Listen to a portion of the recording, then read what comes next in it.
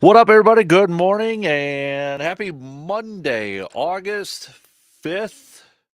DK Show up on the air on your radio dials, 105.1 FM, 790 AM. Also available online at sportstalk1051.com. You got your Sports Talk app. Download that and take it on the go.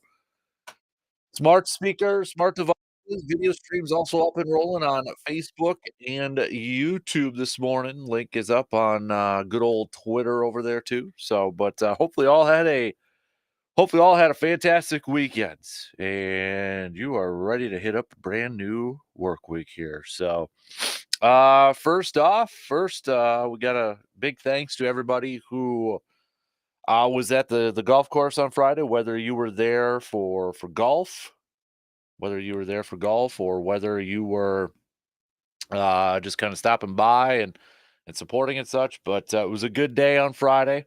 It was a very good day on Friday. It was a busy day on Friday.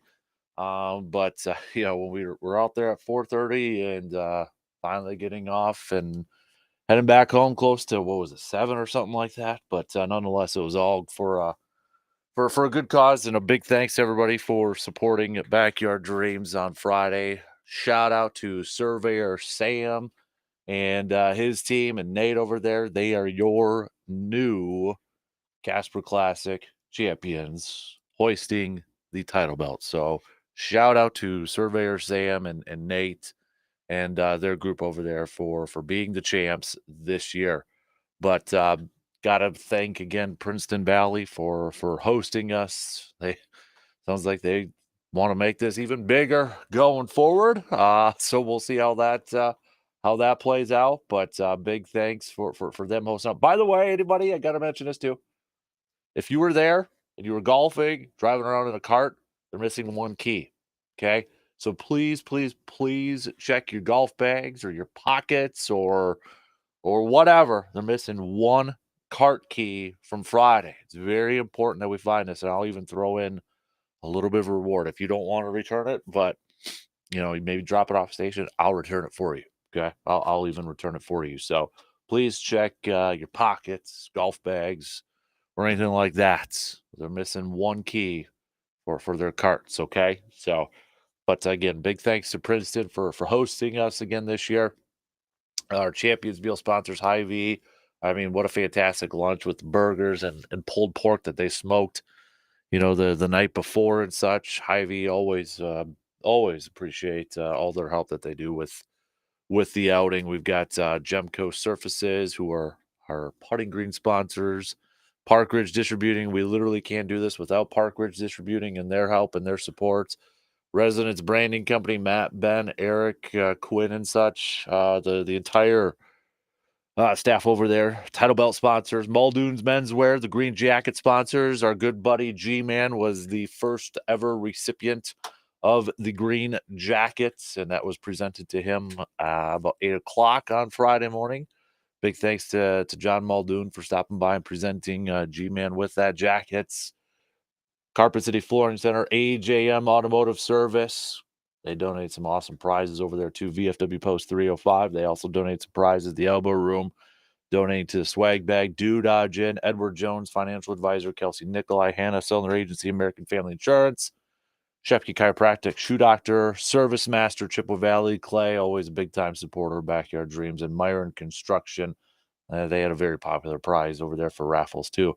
And again, thanks to the Packers, the Brewers, Mike's Star Market, the Luminary Wellness Center, Tilden Gun, Spectrum Industries, Chippewa River Industries, Ray's Place, the Eau Claire Express, Brandon's Mom and Rocky, G-Man, Myron Construction, VFW Post 305, Gemco Services, Hy-Vee, AJM Automotive Service, Service Master Chippewa Valley, Park Ridge Distributing for also donating prizes for the for the raffles over there. So awesome time on Friday. Still recovering from it. Not gonna lie, I'm a little sore. Had a lot of sun. It was a hot one, but we're getting through it. So, all right, what else do we got on the game plan for us here this morning?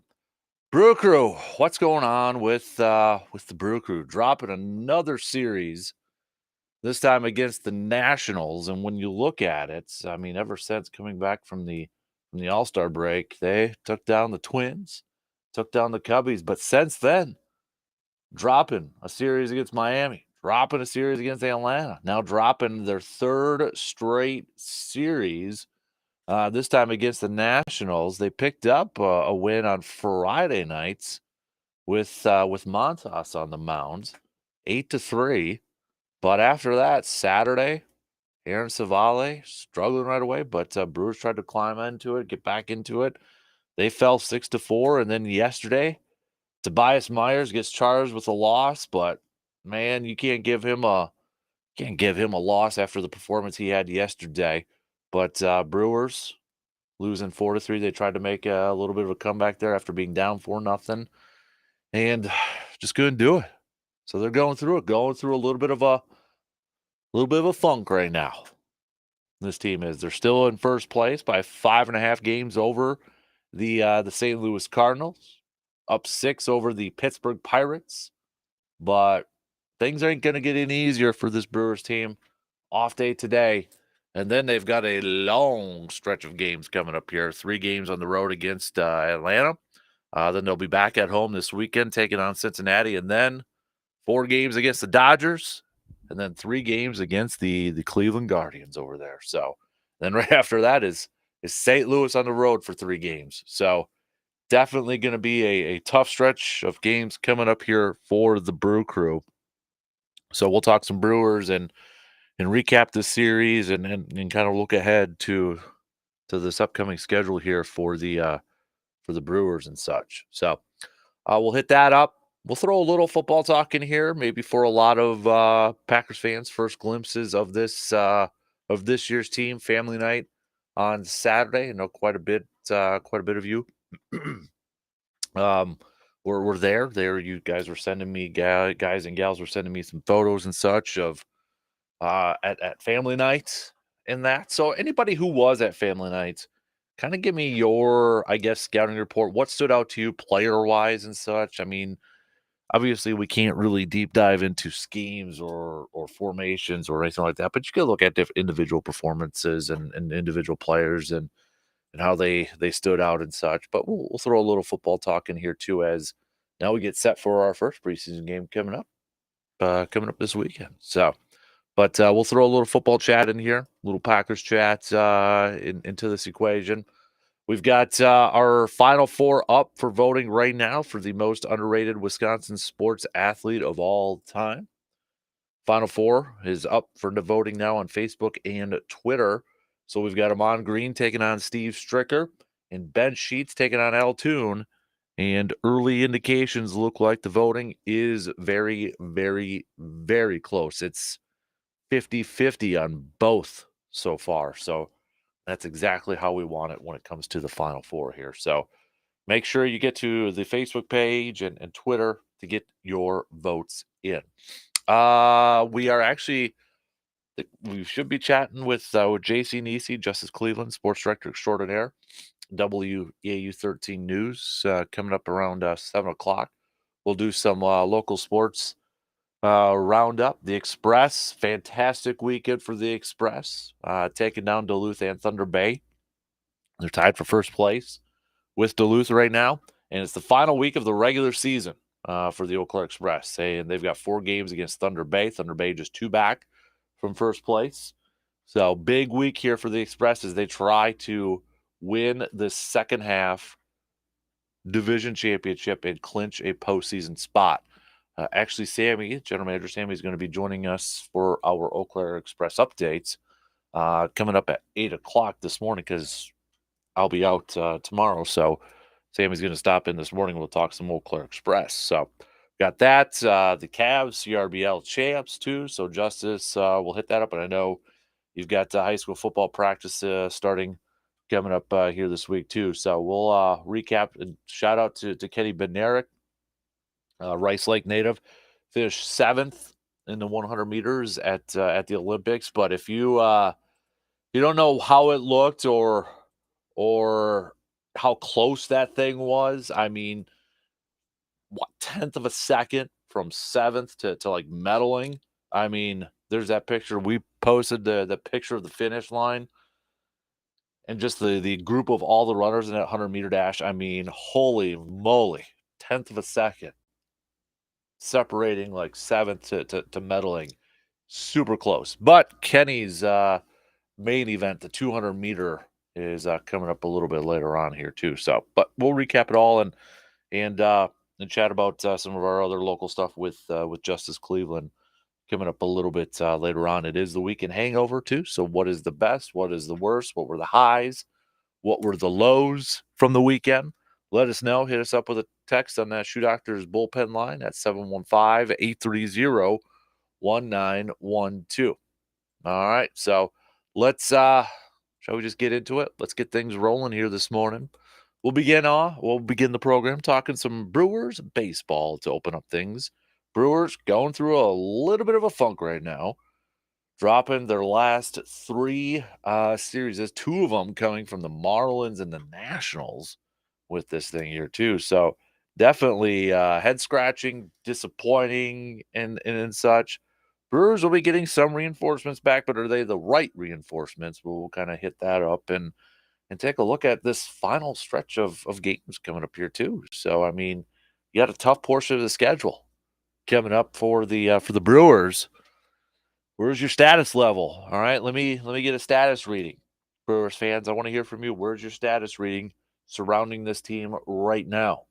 As we head into we are in the beginning of August, but kind of as we head towards the middle of August in this tough stretch of games coming up for the Brew Crew. All right. Join me in the conversation. Hit me up with some texts on that texting line, 715-830-1912. We'll take a quick break and then we'll get things rolling here this morning. Maybe. Maybe. I'll leave this stupid computer again. There we go. All right, first break, and then we got the leadoff coming up here. We're going to begin talking some Brew Crew, talking some baseball here. Brewers still holding on to first place, but definitely not looking the greatest right now.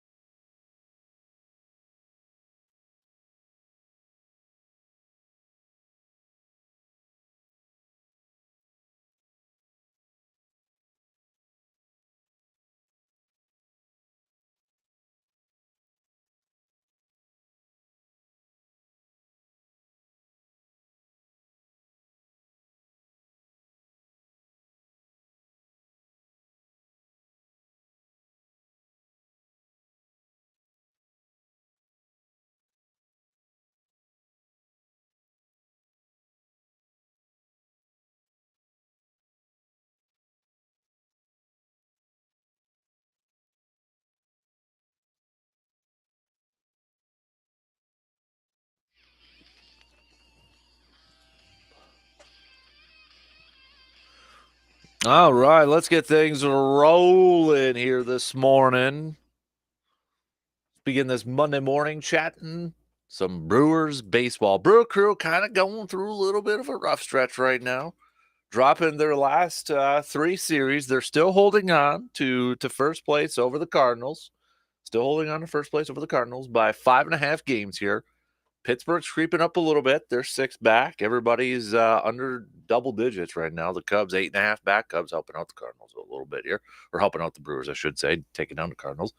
And then the Reds just they're 9 games back now, 5 games below 500. So when you look back, after the All-Star break, the Brewers were able to take 2 from the Twins and then win the series against the Cubbies. But since then, it's kind of been a little bit of a downstretch here. And we know it's a 162 game season and teams do this all the time.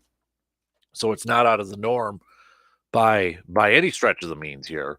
But entering this final 2-month stretch here, you hope that that this Brewers team is able to kind of figure it out and get back on track here. There are 111 games into this thing. So you're talking 51 more games to go. 51 more games to go. If you want to go based off percentage-wise, they're almost heading into the fourth quarter. They're about 68.5%, 69% through the regular season. So we're not quite to that fourth quarter. We're not quite to that final quarter of the season where maybe that's kind of that final push and to get some momentum, because I believe I'm a believer in momentum. I know some people are not a believer in momentum, especially when it comes to sports and getting into the postseason. But I think, how many times have we seen, and it's not for everybody, but I think even when you look at last year or how many times throughout the last few years, it's the team that rides into the postseason with a ton of momentum. They're the teams that a lot of times make that deep run into the postseason. So, I mean, once we get to that final quarter of the regular season, hopefully the Brewers are a team that at that point in time, they're a little bit more healthier and they start to gain some momentum and use that momentum to not only get to the postseason, but make a deep run into the postseason here. So, but right now, I mean, you had the bright spot from yesterday's game for sure was Tobias Myers. I mean, Tobias Myers, for what he's definitely been not only a bright spot from yesterday, but a bright spot throughout this entire season. And when you look at, he didn't, again, wins and losses aside, because he got charged with the loss, and I understand that, but he did not pitch like a pitcher that deserves to have a loss on his record there, because he literally got no offensive support. But check out some of these numbers from Tobias Myers. Since in his last since the beginning of June, his last 10 starts, 1.96 ERA. He has held opponents to a 2.12 batting average. And since June 1st, his ERA only trails Jack Flaherty and Paul Skeens among pitchers with at least 40 innings in that span. Yeah, that's pretty damn good. All right, that's pretty dang good. And Tobias Myers, the question I think probably a lot of Brewers fans would have from yesterday's game is, why did he get maybe pulled a little too soon? The way he was pitching, why did he get pulled? And Pat Murphy said after the game that it was a collective decision at that point, before getting into the third time through the batting order for Tobias Myers. But pitch count really wasn't up there for Myers. What, 60? Was it in the 60s? Yeah, 64. So I mean, wasn't at a high pitch count by any means, but it seems like they didn't want Tobias to go through that lineup a third time in that game. But I don't think the problem was I mean, they literally didn't have any offensive support through him at the beginning part of this game and through a big chunk of this game up until the end there, when the Brewers were able to put up 3 in the 8th and make things interesting heading into the 9th there. But too little, too late at that point in time. Nationals put up one in the first with that solo shot, and then you're not able to climb out of that hole, not able to put up any runs. I mean, yes, they did have some good, bat on balls, some solid hits in that, but didn't produce anything. And right now, I know, Brewers are going to get some reinforcements when it comes to their bullpen. I mean, it sounds like, guys like DL Hall and Brian Hudson are close to coming back, and even Trevor McGill started playing catch the other day. So, I mean, you're kind of looking at, all right, when all of these guys are going to be back, yes, you can have Devin in your ninth. You can put Trevor McGill in your eighth, and then you put Mears maybe in your seventh, and then you got a guy like Brian Hudson who you can have a little bit of versatility with.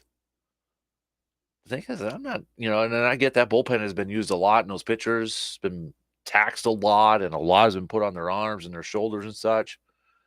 But right now, I'm looking at, okay, where's the help going to come from the offensive side of things right now? Where's that help going? Who's going to be the guy, or who are going to be the guys that are really going to kind of step it up from the offensive side of things? With no Christian Yelich in this lineup for the foreseeable future, and who knows, could be for the rest of the regular season here. But who are going to be those guys that step it up and give some of these pitchers a little bit of, take a little bit of that pressure off and give them a little bit more run support in this situation? Who are going to be those guys that are going to be a consistent threat whenever they step up to the plate? I mean, is it fair to say, or you throw in Jackson Cheerio as maybe the most consistent, best offensive player as of late right now for the Brewers? I know Rhys Hoskins, in his last 25 at-bats, his last 7 games, he's hitting 280. Willy Adames, in his last 7 games, he's hitting 231. But William Contreras right now is really struggling from the plate. I mean, he is really struggling after starting off the season so hot and was an MVP candidate. He is hitting, in his last 7 games, this is his batting average, 0.95. 0.95 for William Contreras. I mean, it was at that point, right? We talked about it at the beginning of the season when it was like, okay, Terang's hitting leadoff. He gets on, he steals. And you're almost feeling pretty darn good whenever there was a running or a runner in a scoring position. You felt pretty confident that with Contreras up, you were going to get that run in. And that was at the beginning of the season. That seems like that was how long ago right now? It doesn't have that same feel. It doesn't have that same feel. But yeah, I mean, you look at Jackson Cheerio, his last 30 at-bats. This kid, 333, 567 slugging, and on base of a 355. And if you want to break it down, just what he kind of did in the month of, like, let's say July. Okay. He finished off the month of July hitting 317, 512 slugging, 364 on base. He finished off the month of June, 315, 534 slugging, 363 on base. And right now, so far in the first couple games in August, he's hitting 357, and on base of a 357, and slugging 357. So this isn't just like a couple weeks stretch here that we're seeing from Jackson Cheerio. You can go back to June and look at how he finished the month of June and how he finished the month of July and what he's doing so far in August. Is it fair to say right now, at this point in time, if we were to kind of power rank him, right? We could do power rankings, and power rankings are all about what have you done for me lately, or what's, obviously it's a big thing when it comes to, when you're ranking your teams every week and such. But if we were to power rank offensive players right now, considering what they are doing for this team, receiver defer is Jackson Cheerio number 1. Is Jackson Cheerio number 1? The top offensive player for the Brewers at this current point in time.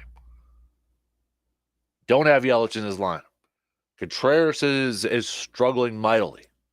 Willie Adames in his last, 7 games, 231. Reese Hoskins, a solid 280 in his last 7. Heck, Blake Perkins, even in his last 7 games, is hitting 308. You want to expand it to his last 15 games? He's hitting 316. Not as many bats though as the other guys that we just mentioned up over there. But I'd probably receive it right now that Jackson Chourio is your best offensive player. He's been the most consistent since June, for crying out loud.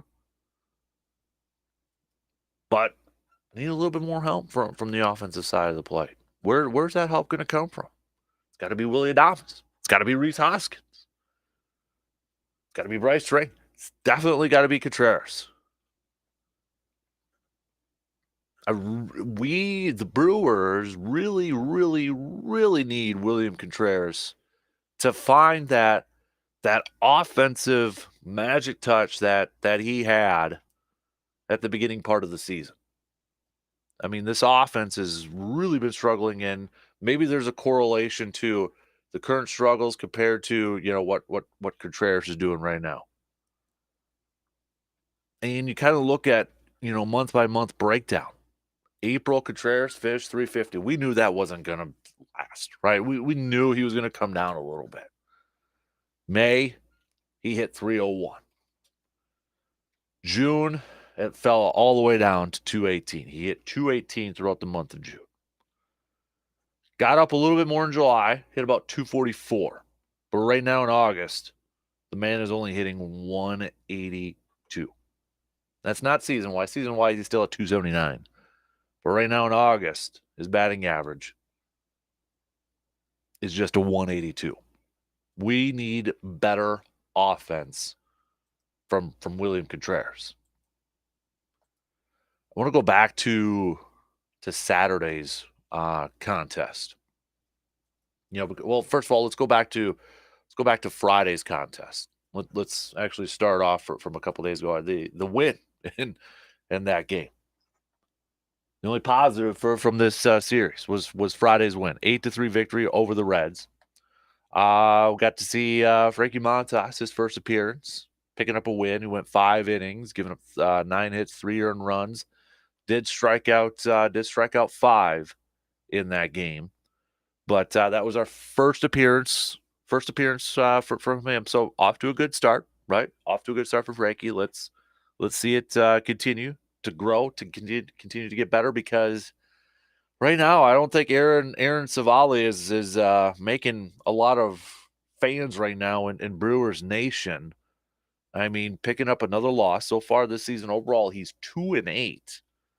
But in this game against Washington, he just went 4 innings and given up 5 earned runs on 7 hits.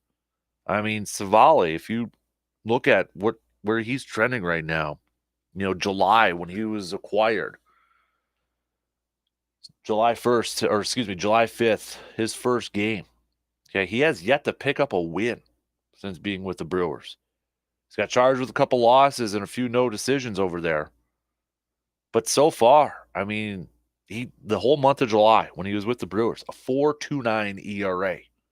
4.29 ERA. 5.14 ERA just the one game so far in August. But, June, 4.32. May, when he was with Tampa Bay, 5.70. Brewers were hoping maybe to catch a little magic that he had, when he was with Cleveland and such. But right now, it's not trending in that direction. Not trending in that direction at all. Aaron Savali's got to be a guy that's got to really kind of step it up here and improve his outings too. Want a little bit more. We've been talking about, wanting a little bit more from Freddie Peralta and such. I want a little bit more from Aaron Savali at this point. My expectations for this team have completely changed. They have completely changed from the beginning of the season to where they're at now. And I think that's fair to have, especially during a long baseball season. I didn't think this team was going to go to the playoffs. And now what they've done, they're in first place. They're up 5.5. That's changed for me. I want more. I'm going to be a selfish Brewers fan, and I want this team not only to get to the postseason, I want them to make a run into this dang postseason. I don't care how young they are. And I know that's kind of, the clips that are coming through the media and their post game pressers and such. They're a young team going through it right now. I understand that. I get that. Okay. But I still want this team to freaking win a bunch of games and get to the postseason and make a deep run for crying out loud. And it's all hands on deck at this point. Other guys got to step up. It's the veterans. It's the veterans that have to be the ones to step it up. Not the youngsters. Jackson Cheerio is doing his part. I don't think we can ask too much more from Jackson Cheerio. It's the other dudes. It's the Contrerases. It's Reese Hoskins continuing to perform well at the plate, consistently at the plate. It's the pitching staff of Aaron Savale and Freddie Peralta and that. It's those guys. And I feel like this is a team, if you give them a lead, once their bullpen is healthy and their guys are back, and you can give them a lead in the sixth, in the seventh inning, you got to be feeling pretty good that you're going to be able to come away with a W. So I don't want to overreact to a couple series here. But it's fair to say they're not playing great baseball right now. And maybe it is just that stretch that every team goes through. I mean, things could be worse, I guess. You could be the White Sox, and you've lost, 20 in a row right now, if you're a White Sox fan? But there's no doubt we want to see this team start to play a little bit better, especially with the upcoming schedule. Off day today. Got 3 on the road against Atlanta. Hopefully a little bit of revenge against Atlanta. Then Cincinnati comes to town. Cincinnati wants to play a little spoiler. They're not completely out of it for a wild card spot and such. Then those 4 games against the Dodgers. And then right after that, you don't even get a break. You got another first place team coming into town, and that's the Cleveland Guardians. And then you hit the road against the Cardinals, which at that point, depending on what happens with these games against Atlanta and Cincinnati and the Dodgers and Cleveland, that St. Louis series, that 3-game series on the road, August 20th through the 22nd. Oh boy, that could be a big one depending on what happens from now until then. All right, let's take a quick break. Your thoughts, Brewers fans, hit me up with a text, 715-830-1912. Status level, where are you at right now? How you feeling about this team? All right, I want to hear from you. Hit me up with a text. Okay, we'll take a quick break, and then we'll be back to finish up the first hour after these few words.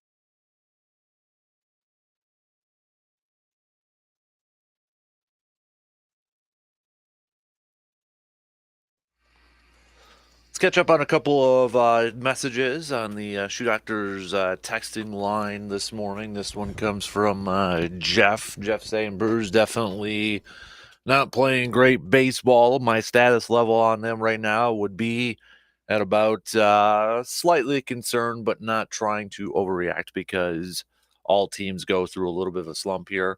But looking ahead to the upcoming schedule, it's going to be a lot tougher for the Brewers. Hopefully, they can use this series against the Braves to get back on track and have a good series against the Dodgers and the Guardians coming up next week.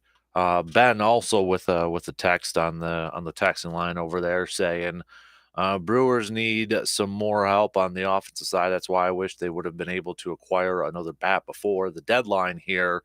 Guys got to start to step it up, especially Contreras. Would love to see him get back to what he was doing at the beginning of the year to really help this team fill the void that Christian Yelich left on this team. And another text coming in. This one is from Fred here this morning, saying that Tobias Myers is definitely one of the biggest bright spots of this team thus far, but he could have used a lot of offensive help yesterday. Maybe not even a lot of offensive help, but just a little bit of offensive help. But nonetheless, yes, I would agree with that. Tobias Myers has definitely been a big time bright spot for this team. I mean, we went through some of the numbers a little bit earlier, and what he has been doing since the month of June has been a nice big surprise for this ball club. Big surprise, a welcome surprise, and a huge boost to this starting pitching staff. And I don't want to get into a well, look at the future, discussion here. But I mean, when you look at some of these young arms that are getting some experience right now for the Brewers, that are getting a lot of experience for the Brewers, it's hard to not kind of take a look at the next few days or next few years and maybe get a little excited about the starting pitching staff and what it could look like for the Brewers. You throw in Tobias. We saw a little bit of what Robert Gasser could do this year. Those two on there. Looking at Jacob Mizorowski, who's at now just got promoted to Triple A. They still view him as a starter there, potentially. I think that's going to be the case. We'll see what DL Hall potentially brings. DL Hall might be a guy to kind of watch when we get to like September and such, because when he does get back, I'll be curious to see if he's going to be part of the starting rotation, or is he going to be a bullpen, guy for this team. But DL Hall to me is going to be a guy to kind of keep tabs on, especially because he was a big boost for that Baltimore team last year, especially in the month of September and such. I mean, he's pitching some big moments. He's gotten some experience there. So, I mean, if we could tap into that a little bit here whenever he does come back, and that would be a nice welcome addition. But I mean, again, Robert Gasser, Tobias Myers, DL Hall, you throw in Jacob Mizorowski, that's four. That's four young starting pitchers. And you still got Freddie Peralta under contract for a couple of years. We'll see Aaron Ashby if he can kind of get back to what, recovering from that injury and such. But those four youngsters that are getting some valuable experience or got some valuable experience this year, I'm excited to see those four. I think that's fair to say that those are the future of the starting rotation, for this Brewers team in the next few years. Hopefully Tobias is a guy that can continue to get better. Hopefully for the few games that we saw from Robert Gasser this year, that's what we're going to expect, or maybe even a little bit more, and he's going to continue to get better. DL Hall hopefully continues to get better. And hopefully Jacob Mizorowski, for what he's done in the minors, he's a guy that it can translate to the major league level, and he's going to be a really good starting pitcher at the big leagues. That's the future, though. Hopefully it all works out. We're still focusing on the now right now. Brewers still 5.5 off. Is it fair to say maybe treading a little bit of water right now? Kind of treading a little bit of water staying afloat here as they go through a little bit of a rough stretch here. And it's going to be tough coming up here with these games, but hopefully they can figure it out. And hopefully, maybe they just need a tough series against the Dodgers and Cleveland and that.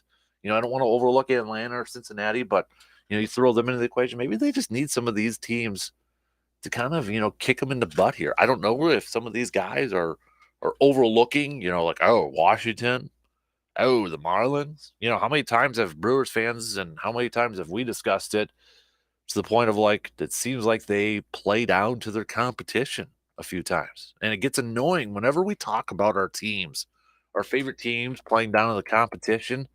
It's annoying, right?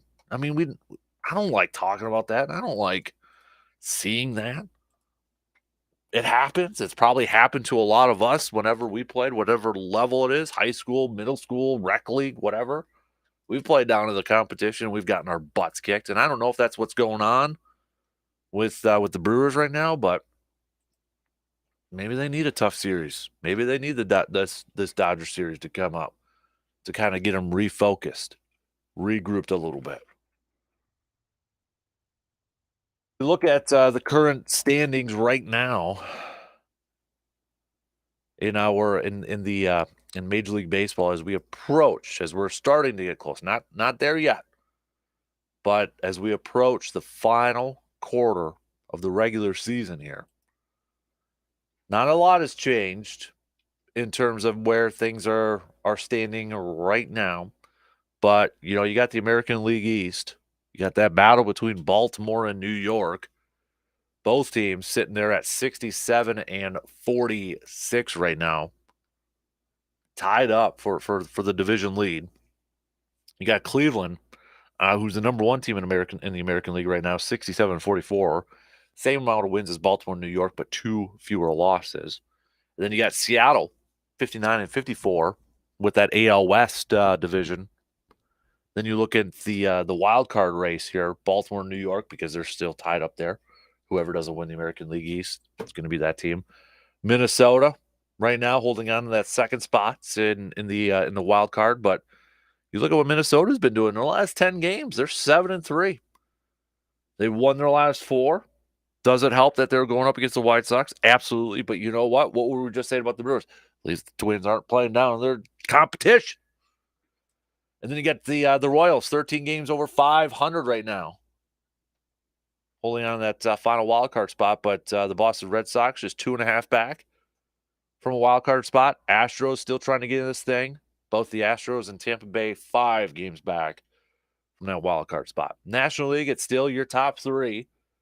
You've got Philadelphia. I mean, Philadelphia, they're going through a little bit of a rough stretch, right? They're 2-8 in their last 10. And it's made that gap between them and the Dodgers here a little bit closer. I mean, Philadelphia, 66 wins. The Dodgers, 65 wins. Brewers sitting there at 62 wins. Wild card, you still got the Braves, the number 1 wild card team. They've hit the 60-win mark. Padres, the Diamondbacks are your wild card teams right now. But that wild card race is heating up in the National League right now because the Cardinals were always kind of in that wild card mix, but they're now 3 back.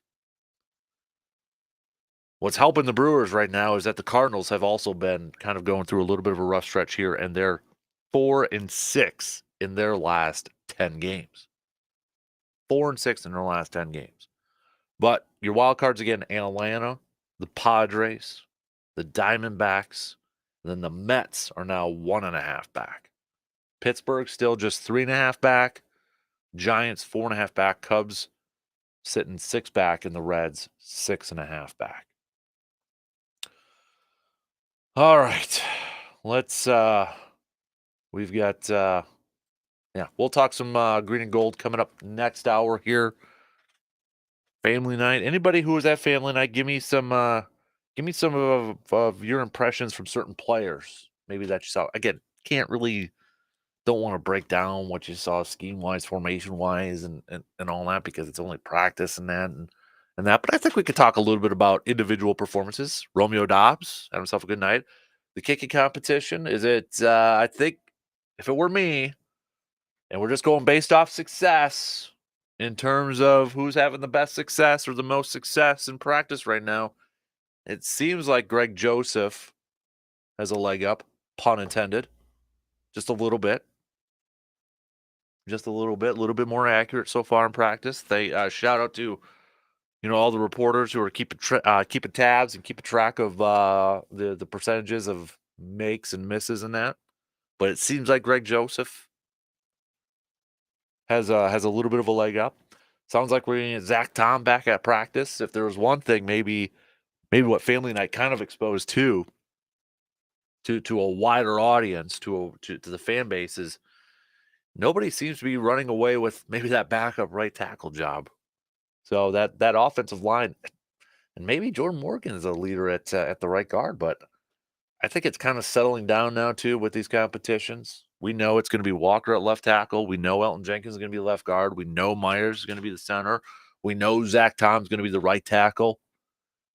And I think right now it's just up to Morgan and Sean Ryan to battle it out for the starting right guard spot. So we'll throw a little football chat into this thing too. We got plenty of local sports roundup to get to.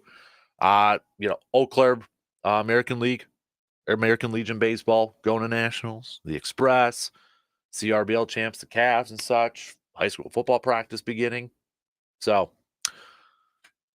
good stuff. Good stuff. So all right. Let's get thing. Well, we got 1 hour in. 1 hour in, 2 more to go here. Quick break. We'll be back after these news updates.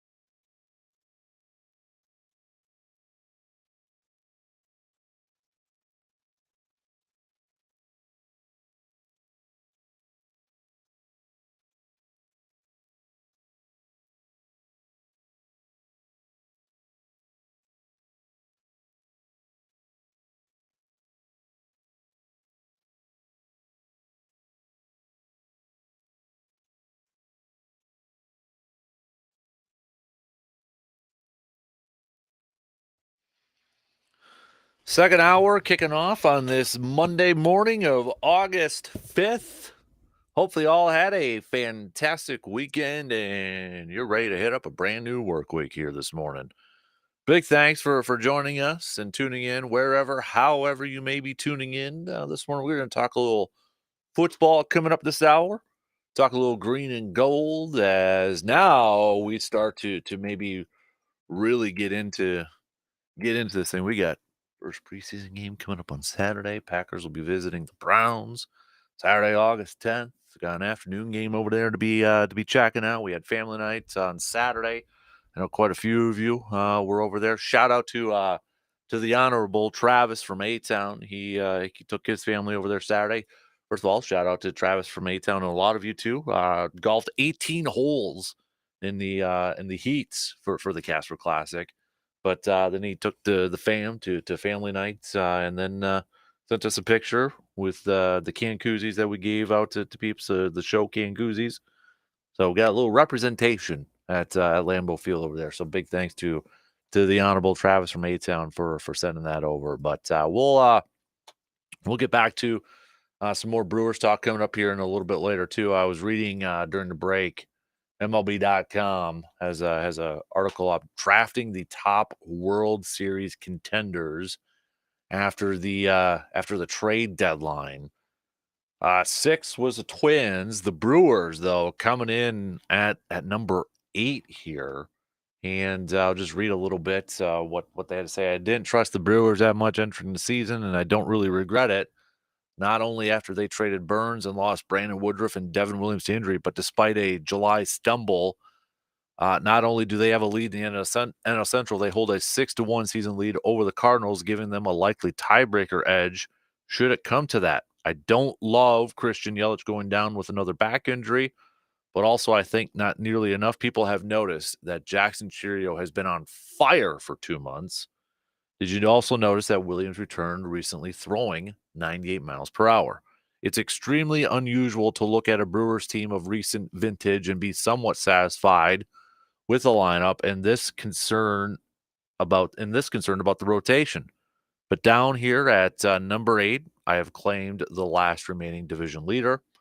And the best way to win the World Series is to, make the playoffs. I'll take what I can get. That's from the writer who wrote this piece on MLB.com. So there you have it. There's that. So we've noticed Jackson Chourio, though, for how hot he has been at the plate. No question about it. No question about it.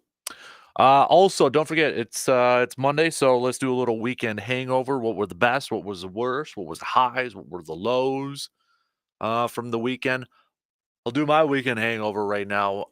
The worst from the weekend, again, I'm just going to keep it simple. It's the Brewers dropping another series, and this time to the Washington Nationals. I mean, they started it off with a win on Friday against Frankie. Well, with Frankie on the mound making his first start for the Brewers. So then after that, Aaron Savali struggled on Saturday. Brewers fall in there, even though they tried to make a little bit of a comeback. And then same as yesterday. Tobias Myers, though, was on fire. Just no offensive support until towards the end when the Brewers made a little bit of a run there too. So, but that was my low from the weekend. The best from the weekend for me, the best from the weekend was I'm going to go to Packers Family Night. I'm going to go to Packers Family Night in this thing, and I don't know if you guys got to see this clip, if you were watching it, or maybe for some of you, maybe you were in attendance for this. But there was at a point in time in practice towards the end, they had a couple of youngsters come out on the field and try to catch some punts. Try to catch some punts from the jugs machine. Okay. And then after they caught a couple and such, they did the whole thing. Okay, how many footballs can you catch while holding on to your catch? You know what I mean? So I think the first kid caught one, then he was able to catch another one, and then maybe drop the third one, or maybe he caught one and then dropped the second one. I can't remember. But the second kid goes up there, he catches one. While holding on to a football, he catches another one. So he's got two of them in his hands, and he catches a third. This kid, this like middle school age kid, it looked like, able to catch three footballs while holding them. Okay, it's that, we see the players do that once in a while. Players were actually doing it at before that, but this kid catches one, holding on to it, catches another. So he's holding on to two footballs and he catches a third. And the best part is that the Packers sideline was going nuts and they stormed the field and they surrounded that kid. That kid is going to remember that moment for the rest of his life. And that is exactly what sports should be about. That moment right there, I still get goosebumps and I still get a little like choked up a little bit because that is what sports is supposed to be like. The Packers did a fantastic job. Those players did a fantastic job surrounding that kid, kind of jumping up and down and such. I mean, it was such a cool moment. If you have not seen that video, do yourself a favor, Google it. It's on Facebook, it's on Twitter. The Packers even posted it on their accounts there. It's so cool. That kid is going to be talking about that for the rest of his life, and rightfully so. It was so cool to see that. So that was the best for me from the weekend. That was the high from the weekend. Loved seeing that. So, all right, your weekend hangovers. Hit me up with your picks if you want. 715-830-1912. Speaking of the pack here, we'll talk some family night coming up here in just a skosh. JC and EC Justice Cleveland is going to actually join us about 8:30 this morning. 8:30 this morning. And has to take care of the kiddos here, so we're giving him a little bit of extra time here. But he'll be joining us at 8:30. We'll do some local sports roundup with him because we got a lot to hit up. The final week of the regular season for the Express. They're tied for first place after another fantastic weekend. That's another weekend hangover. That's another high from the weekend. The play from the Eau Claire Express now tied for first place with Duluth. So we got that. We got the Eau Claire American Legion baseball team, the Pizza Huts, going back to nationals. The Cavs at CRBL champs. We got high school football practice starting up here too. So lots to get to for our local sports roundup. JC will be joining us at 8:30 for that. Before that, Sammy from the Express is going to be stopping in at 8, shortly after 8 o'clock, to talk about the Express because I'll be out tomorrow when we usually do our Eau Claire Express update. So we're going to do it. We're going to do it this morning, and perfect timing too, coming off of another fantastic weekend for the Eau Claire Express. So, but let's take a quick break, and then we'll switch gears here a little bit. We'll talk a little football here. Kind of go back to family night. I think a few things stood out from practice. If whether you were there or maybe you were tuning in on the good old television and such. But a couple things I kind of want to hit up and talk a little ball with you. So first up, let's take a quick break, and then we'll be back in just a few minutes.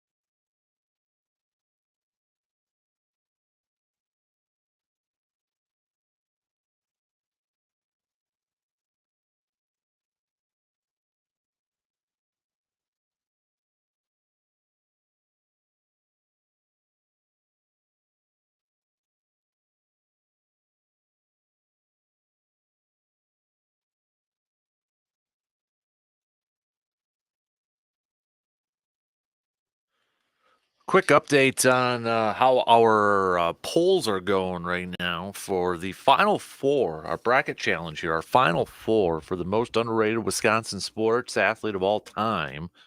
And we kind of have some interesting, a little bit of an interesting pattern going on here.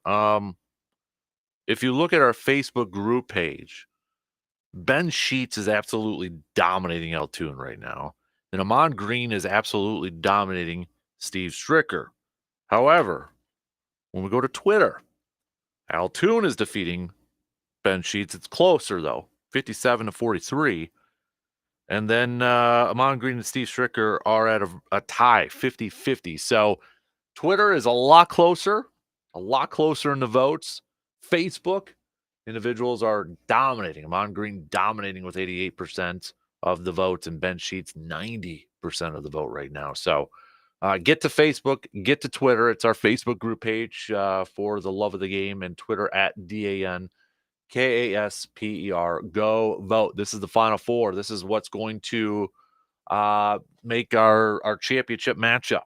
So it's either going to be Amon Green or Steve Stricker versus Ben Sheets or Al Toon. All right. So get over to vote. You can't complain if you don't vote. Can't complain if you don't vote. So, speaking of little green and gold, we had Packers family night over the weekend on Saturday and such, and I think a couple of things kind of stood out. Kind of stood out to me watching a little bit, and I wasn't there, so I'll be curious to hear from anybody who maybe was there and maybe got to see some more stuff that that the rest of us didn't get to see and such. But I think one of the things has been the offensive line play, and we know this has been this is a position group that has gotten a lot of battles. There's some depth over there too, maybe some question marks to where who's going to play where and that sort of stuff. And Matt LaFleur after practice, after family night, said that it's tough on the O line right now, and it's been kind of you look at especially right on that right tackle spot. Now, Zach Tom has not taken an 11 on 11 rep during training camp, and he's only been doing individual drills. So it sounds like, though, Zach Tom's going to be coming back this week, that he's going to be coming back this week. And I think from just kind of reading between the tea leaves, and we'll get a better gauge of this with the first preseason game coming up this Saturday against the Browns, and then obviously, the two games after that with the Ravens, with the final one over there. But it sure seems like, and this kind of fits what the timeline that Matt LaFleur threw out there was it last week, where he said, kind of wants the offensive line or thinks the offensive line that those five are going to start to kind of rise to the top, right? The cream of the crop. Well, I think it's pretty much set. For at least four of the five are pretty much set right now. Walker's going to be your left tackle. Elton Jenkins is going to be your left guard. Josh Myers is going to be your center. Zach Tom is going to be your right tackle. And then it's between Sean Ryan and Morgan at right guard. And maybe Morgan has a little bit of a slight edge, slight advantage right now. But we'll see how game. This is where preseason games still matter, in my opinion, is when maybe you have a tight battle between a couple of guys. Let them get out there in a game situation, in a preseason game situation, and let them battle it out and see who performs the best under the lights, who performs the best in a game situation. Now, we know it's not a game where teams are going to be scheming and game planning and all that sort of stuff. But this is why, for me, preseason games still matter. There's a position battle like Morgan and Ryan going on right now, or maybe the safety group next to Xavier McKinney. Is it going to be Bullard? Is it going to be Williams? Is it going to be Anthony Johnson? Still think it's going to be Bullard, but, getting the experience for those guys. Kalen King getting experience for him. Can he, for a 7th round pick? There's a lot of love, a lot of maybe a little bit of hype surrounding him. Like, ooh, was that a good value pick over there? I think it was. But now we get to see it maybe on the field. Kind of like what Carrington Valentine did last year for the Pack. So that was kind of one thing too. You got to get a little bit of a glimpse Saturday night of what this training camp battle kind of looks like with or this offensive line kind of looks like with their training camp battle going on right now. Again, Romeo Dobbs was kind of a highlight for a lot of people too. And it goes, I mean, this is a similar song and dance, isn't it? Had another is having another really solid, really good training camp. But he looked the part again, defeating or beating Jair Alexander on some routes. Him and Jordan Love still look to be in cohesiveness. But we'll see if that kind of translates to the to the regular season. And that's kind of been the knock on him for people outside, from the outside observers out there. Great preseason. Great talk of preseason. We mentioned the Steve Palazzolo comment from Pro Football Focus about Romeo Dobbs when Jair Alexander last week said Romeo Dobbs, second best wide receiver in the league. And Steve kind of made a comment, the best August receiver of all time, and kind of insinuating like, yeah, he's been talked a lot about in preseason and training camp, but maybe he hasn't hit those expectations, hasn't hit those levels when it comes to the regular season. And then I think, for maybe a lot of fans too, it was their first glimpse of what is going on with the kicking battle, with the kicking situation. And I feel like Greg Joseph right now maybe has a little bit of a leg up. If you're keeping track of the numbers here, of the makes and the misses, and shout out to the reporters who are doing that. But right now, Anders Carlson is 33 of 40 on field goals, and these are just during the open practices. Who knows what it's like during the practices that are closed to media availability. But Anders Carlson is now 33 of 40, and Joseph is 36 of 40. So 36 of 40. Slight lead right now. Does that necessarily mean he has the lead in the Packers' eyes, in the coaching, in the coach's eyes, in the front office, eyes? Just because he's made three more, just because Joseph has made three more than Anders, is that enough of a gap for the coaches and specifically Brian Gutekunst, the general manager, to move on after 1 year from his his kickers? This is where, again, those preseason games are going to be so huge. And in a lot of ways, I feel like, you may look at these games where some of the coaches may want a lot of kicking opportunities. They may want a lot of field goal opportunities for Joseph and Anders to go out there and kind of do battle. So those were just kind of a few things that I took away. There was a play too. It was Jair was matched up with Malik Heath, and Malik Heath made a tough contested catch. He made a tough contested catch against Malik Heath. It was right near the pylon. They were working on a little end zone one-on-one drill,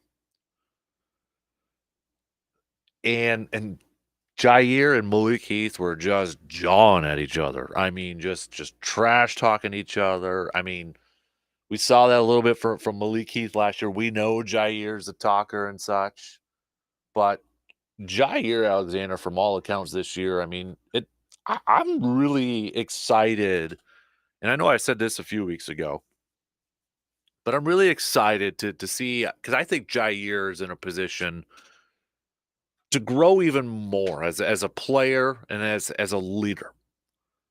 A couple years ago, All Pro. Last year, there was like, okay, what's going on? Is he being disgruntled? Is he even going to be back next year? He got suspended. for a game. But I feel like this is going to be an interesting year, and I think a fun year for Jair Alexander because, and this is just a prediction, but I feel like this is a year where we're going to see some growth from Jair, and it seems like the guy maybe he's having a little bit more fun. Maybe he's having a little bit more fun this year. You know, if you saw it on the tube, or again, if you were at practice at family night, grabs the mic from John Kuhn after Kenny Clark got done doing a little interview, just grabs it and says, let you know the pack is back. Kind of what he did, last year to that reporter after the Bears game, right before the playoffs. Just seems like he's maybe having a little bit more fun, but also I think taking a step up in his football career, both in terms of being a leader, but I think last year was just a weird year. He knows it. The team knows it. And the team, he really needs to, they're counting on him to be a big-time contributor this year. And maybe playing within this style of defense has kind of rejuvenized Jair a little bit more. Maybe it's, we went through the comments he said last week about Jeff Hafley and the praises he had to say about his new defensive coordinator, right? So maybe he's kind of rejuvenized a little bit. So I'm excited to see what's in store for Jair. I mean, the expectation is high. The expectation for Alexander this year is still going to be, lockdown corner, one of the best corners in the league. It's got to play up to that level. But I think there's this opportunity for him to really take a step in towards leadership. Was it a couple of years ago too when we may not think this is a big deal, but I really believe players think this is a big deal. But it's the whole electing the captains. Who gets to wear the C on the jersey? Who gets to wear that captain patch on the jersey? And a couple years ago, Jair got that. Last year, he didn't. And you could tell from maybe some of the comments and such, it kind of bothered him. It bugged him. We know Zadarius made a big deal about it when he was with Green Bay in his final year. And some players have. But that means a lot for certain players to wear that C, especially if I got to imagine as a player, if you're elected captain one year and then the next year not elected captain, that's got to just maybe grind at your gears a little bit, and that's got to bug you and be like, and maybe you hold it a little personal. Maybe you're holding it against your teammates or your team or whatever, but use it as motivation. Use it as a little bit of a chip on your shoulder and up your game as a leader.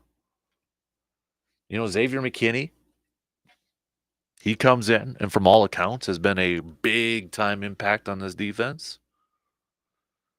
But just because he's come in and he's made a huge impact in terms of being a leader and such doesn't mean Jair can't do the same thing. Doesn't mean he can't do the same thing. And I think he's got this grasp. He's got this. I mean, you look at these corners, right? This group. Jair's the vet of the group. I mean, Carrington Valentine emulates him so much in terms of like his celebrations and such. I mean, I noticed it on Saturday once they got in the field. Jair like huddled up all of the rookie all the young corners, every single corner, broke them down, talked to him a little bit. So I'm excited to see the growth of Jair this year because I think there's still room for him to be that leader, to get back to being that leader, and to get back to being an all-pro type of corner too. I really believe that. So, your thoughts, your scouting report, if you will, from what you saw at family night. If you want, you can hit me up with a text on that Shoe Doctors bullpen line, 715-830-1912.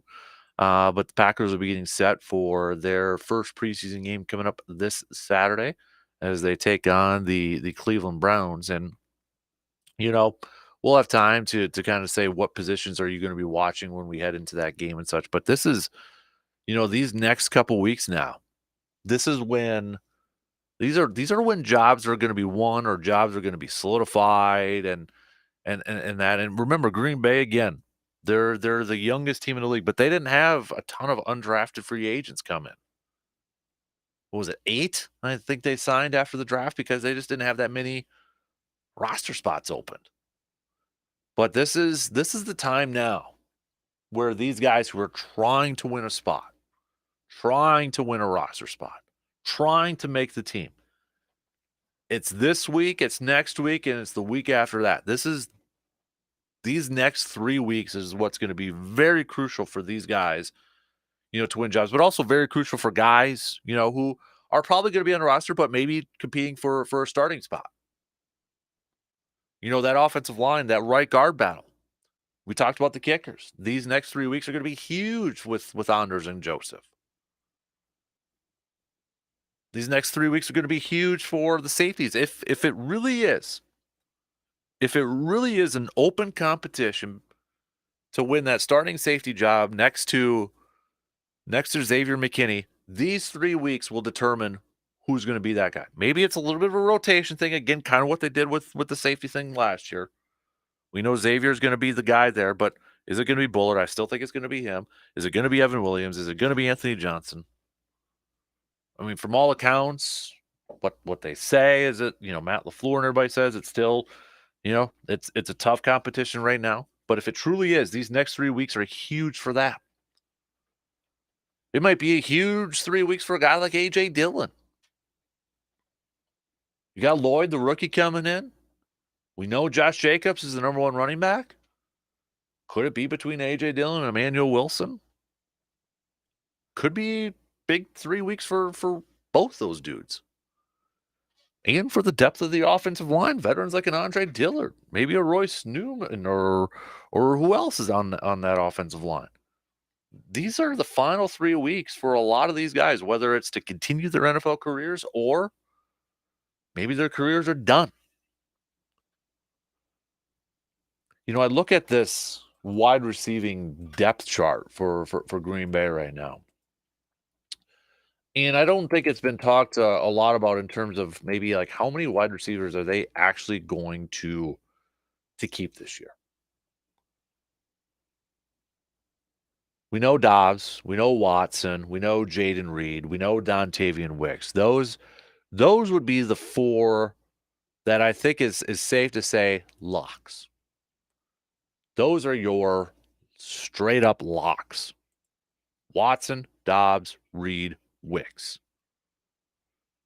Then after that, do they keep 1 more? Do they keep 2 more for a total of 6? Do they keep 7? You got Malik Heath. You got Bull Melton. You throw Grant in there. I mean, Samori Toure is also in there too. So, I mean, the question for me, and I think, a question for maybe the team going into these final 3 weeks here is going to be, okay, we know that the depth chart, the top 4, but after that, I don't think they know how many they're going to carry right now, because you got Bo Melton in there, you got Malik Heath in there, you've got Samari in there, you got Grant in there. That's 4 more. I get nervous carrying 7 because if you carry a whopping 7 wide receivers, you may be a little bit short in another position group. Where's that going to come from? Does that take away a tight end? I mean, Luke is going to be there. Tucker's going to be there. Ben Sims, Tyler Davis is back this year. Do you keep 3, 4 then after that? Or does it come, from a secondary guy or an offensive line? I don't know. I get nervous when it's 7. I think it'll be about 6. So if there's just 2 spots up for grab, will it be Malik Heath again this year? Bo Melton kind of came out of nowhere, became the first Packer receiver last year, at the end of the season, to get a 100-yard game. Samari's been around for a couple of years, but could this be the last chance for him to maybe make an impact? What about Grant that they drafted last year? So I look at that depth chart for wide receiver. Who's going to win those next, or those last 2? Let's just say they keep 6. Who's going to win those last 2 spots over there? But we can, kind of wait a little bit closer to the first game of the preseason to kind of hit that up and such too. I do think it's interesting when you look at the depth chart. And again, depth charts aren't They'll say they're official depth charts. They're not official depth charts. But when you look at it, like if you go to the mothership and such, ESPN.com, Jair and Stokes are your top two corners. And they've got Nickelback listed, Keyshawn. So your top three. They do have Kalen King already listed as second team corner at that nickel spot. So Carrington's also on there, and then Corey Ballantine. All right, let's take a quick break. We'll start to wrap up the second hour here. We're going to have a busy third hour coming up. We got Sammy from the Express, and then JC Nisi, Sports Scene 13 coming up at in the 8 o'clock hour too. But we got to finish up that second hour. We'll be back in just a few minutes.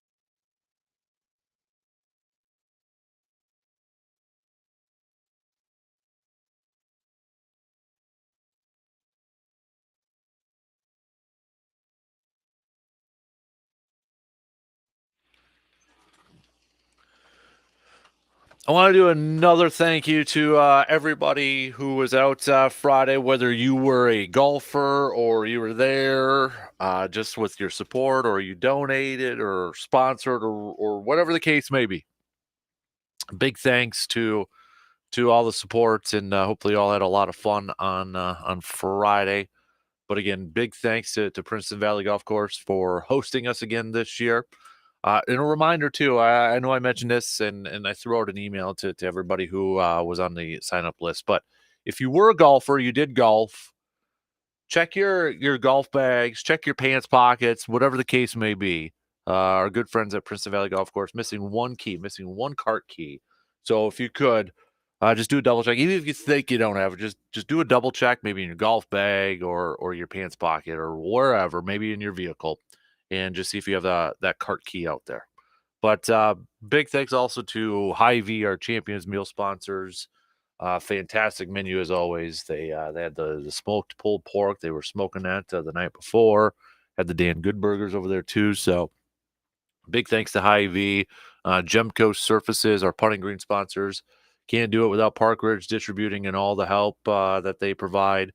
Residence Branding Company, our title belt sponsors. Muldoon's Menswear, our green jacket sponsors. Also, Carpet City Flooring Center, AJM Automotive Service, VFW Post 305, The Elbow Room, Edward Jones, Financial Advisor, Kelsey Nikolai, Dudage, and Hannah Sellner Agency, American Family Insurance. Shepke Chiropractic, Shoe Doctor, Service Master, Chippewa Valley, Myron Construction. Also donations from the Packers, the Brewers, Midwest Family, Eau Claire, Mike's Star Market, the Beef Sticks, and the Bloody Marys, Luminary Wellness Center, Tilden Gun, Spectrum Industries, Chippewa River Industries, Ray's Place, the Eau Claire Express, who we're going to be chatting with here in a little bit.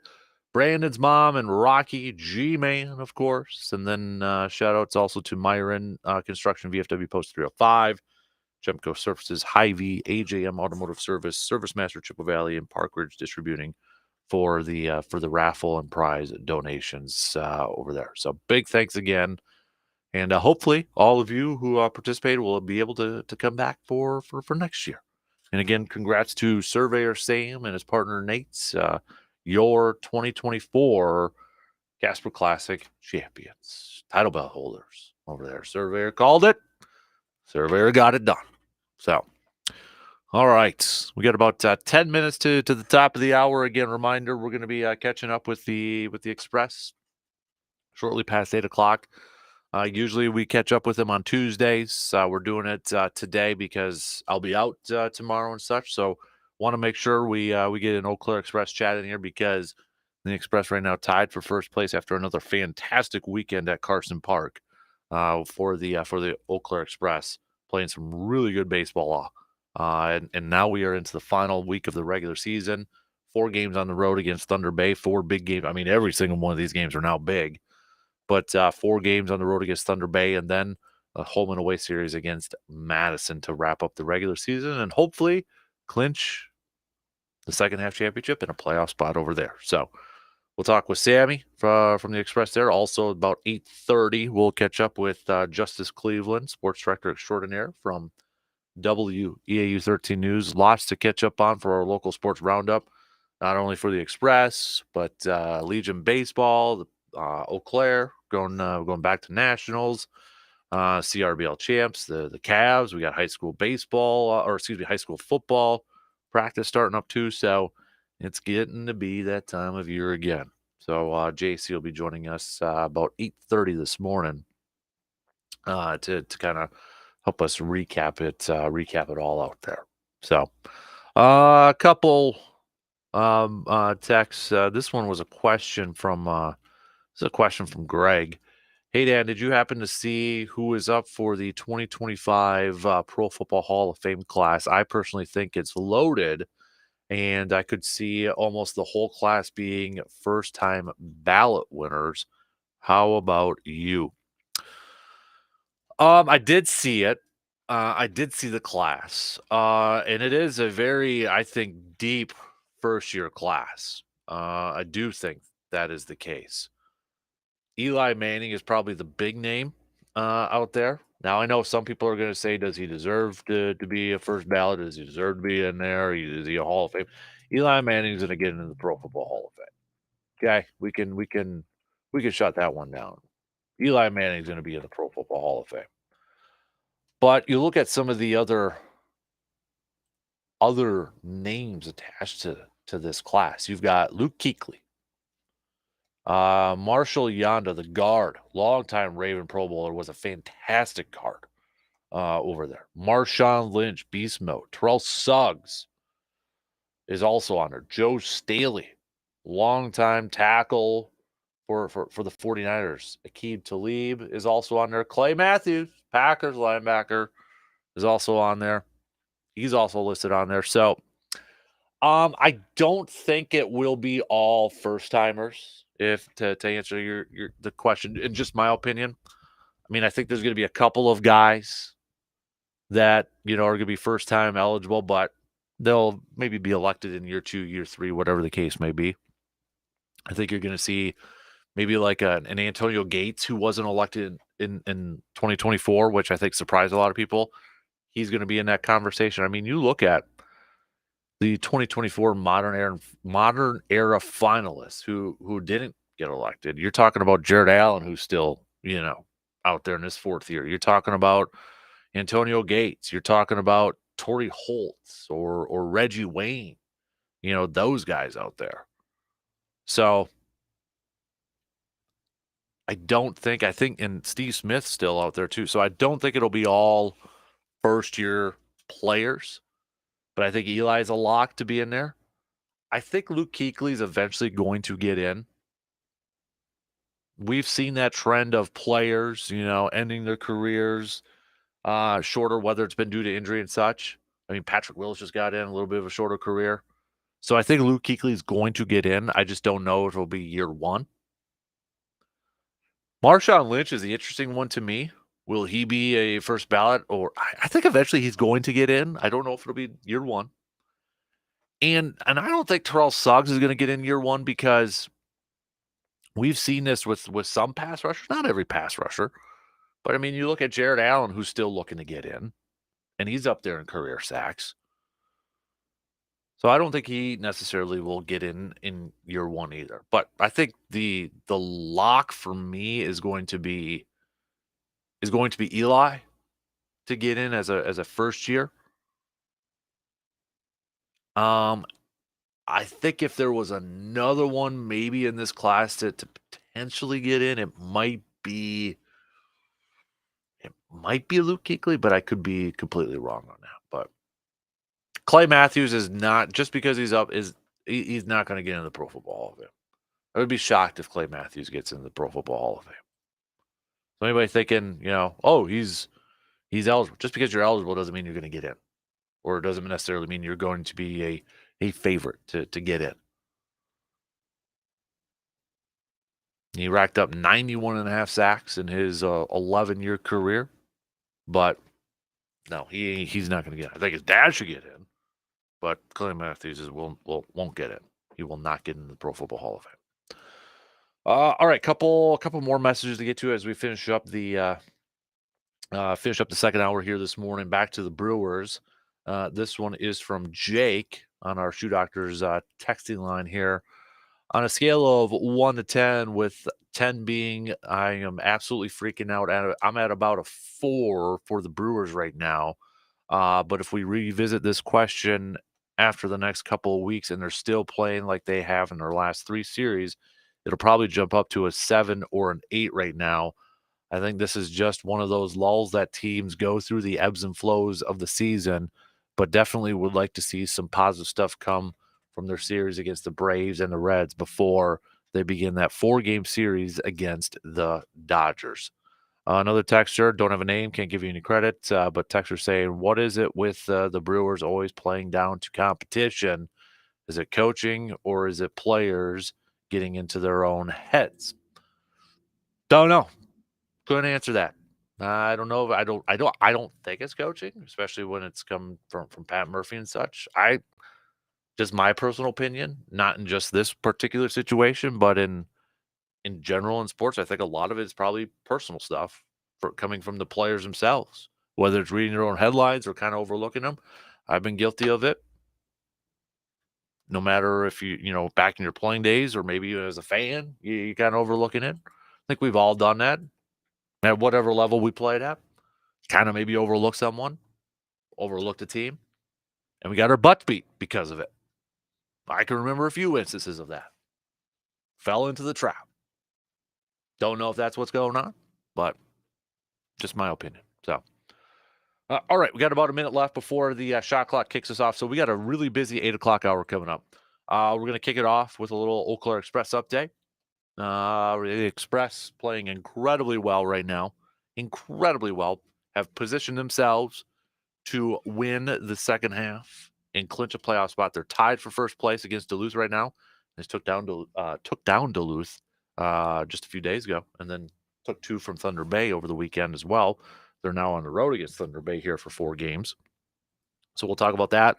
And then at the bottom of the hour, we'll do some more local sports roundup with Mr. Justice Cleveland from WEAU 13 News. We've got Legion baseball, we've got CRBL baseball, along with the Express. And then this is the big week. High school football practice starts for a lot of teams, 11 on 11 man teams. Going to be hitting the practice fields this week for another high school football season. So plenty to catch up on with Mr. Justice Cleveland. He's going to be hopping on towards the bottom of the hour here. So we'll get to that here. But shot clock's going to cut me off here in just there. There you go. Called it. Going to cut me off here. 2 in, 1 more to go, baby. 1 more to go. Stick around. We'll be back after these news updates. Express Chat coming up next.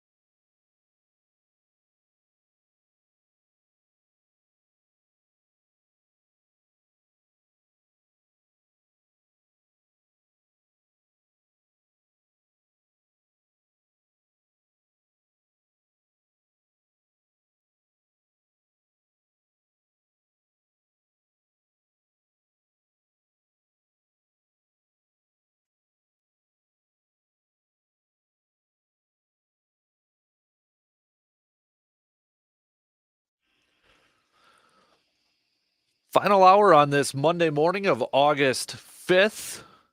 Hopefully all had a fantastic and you're ready to hit a brand new work week here. Appreciate you making us a part of your start on this Monday morning. We've got a busy 8 o'clock hour coming at you, coming up at the bottom of the hour. Justice Cleveland, our good buddy from WEAU 13 News, will be joining us.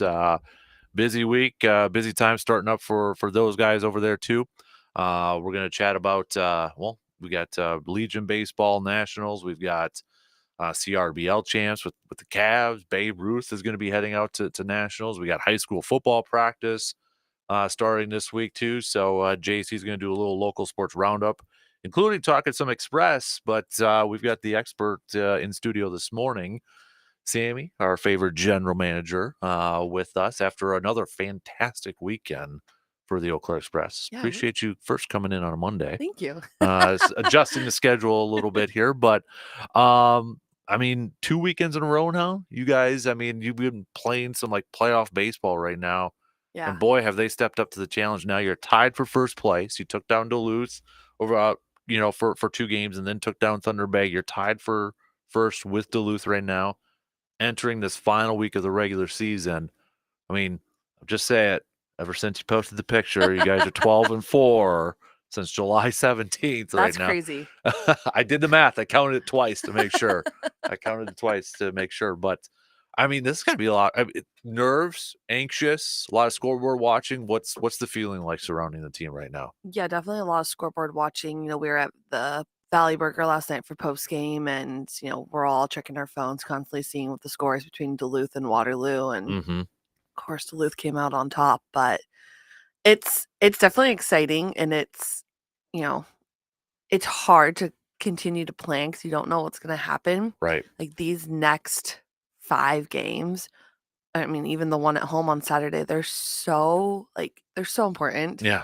Like you get on the wrong path and you start losing, your season's done. Mm-hmm. You need the right team. If you're gonna lose, you need the right teams to win, and the wrong team.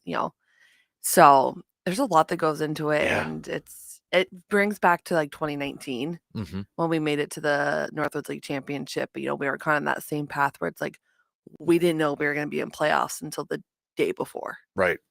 So it's exciting at one point because you're still playing for something, but yeah, it's got to be nerve-wracking to sit on the edge of your seat, especially when they're close games. Yeah, very close games. Exactly, like what you guys had over the weekend too. Yeah. But I mean, first of all, I want to say, how many has Dylan O'Connell played every position on his team so far? He just about has, I mean, and I'm surprised that Dale hasn't done the put him in every position during the game. Right.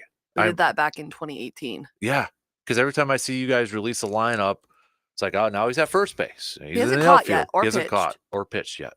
But never say never. I was just going to say that because didn't he play third base? I think just a few days ago as well. Yeah. I mean, he's DH'd. He's been all over the field, and I know he got dinged up too, so he's still grinding it out and playing with this stretch. Yeah, he's been a big part. What would you say, big part of this? He's been a big part. Briggs has been a big part. Every single person on our team has played a huge role these last couple of weeks and like getting us to where we're at. I don't think anyone goes unnoticed right now. I'm sitting there on the fan deck yesterday and the bullpen starts to do a roll call. And so they're chanting everyone's names until they'll acknowledge them and then they'll move on to the next position. And nice.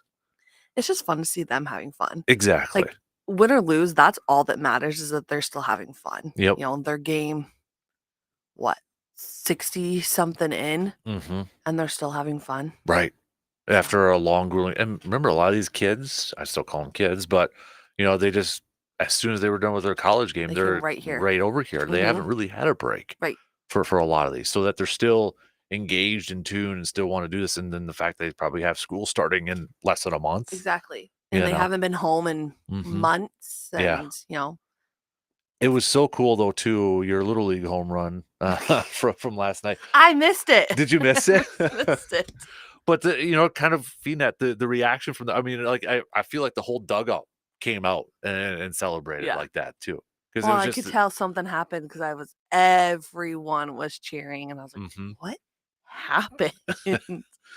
But no, it's exciting. It's just stuff like that people love that, doesn't matter who you are. It's still Right. exciting when you see. Exactly. Yep. That was a big turning point in the game for us. Mm-hmm. Absolutely. And now you go on the road for Thunder Bay, which is a long road trip, 4 straight games in Thunder Bay. These are big games for Thunder Bay too, because they're just 2 games back in the division, and you guys have had their number. So I got to imagine they're just itching, to get back home against the Express. Yeah, we've played them 4 times in the last 2 weeks, and we've obviously beaten them all 4 times, and they were not happy last night. Yeah. There was, there are gonna be some really tough games this week. And I'm excited to watch. And then we have the watch party on Thursday at the ballpark. So it'll be fun to watch it together with everyone. Hopefully for a playoff push. And that's at the Whiffley Zone for the watch party. Yep. So what can you tell us a little bit more details on that? Can anybody come by? Anybody can come. There's no cost to come. Okay. It's free. We just want as many people to come out and support the boys. It'll be in the Whiffley Zone.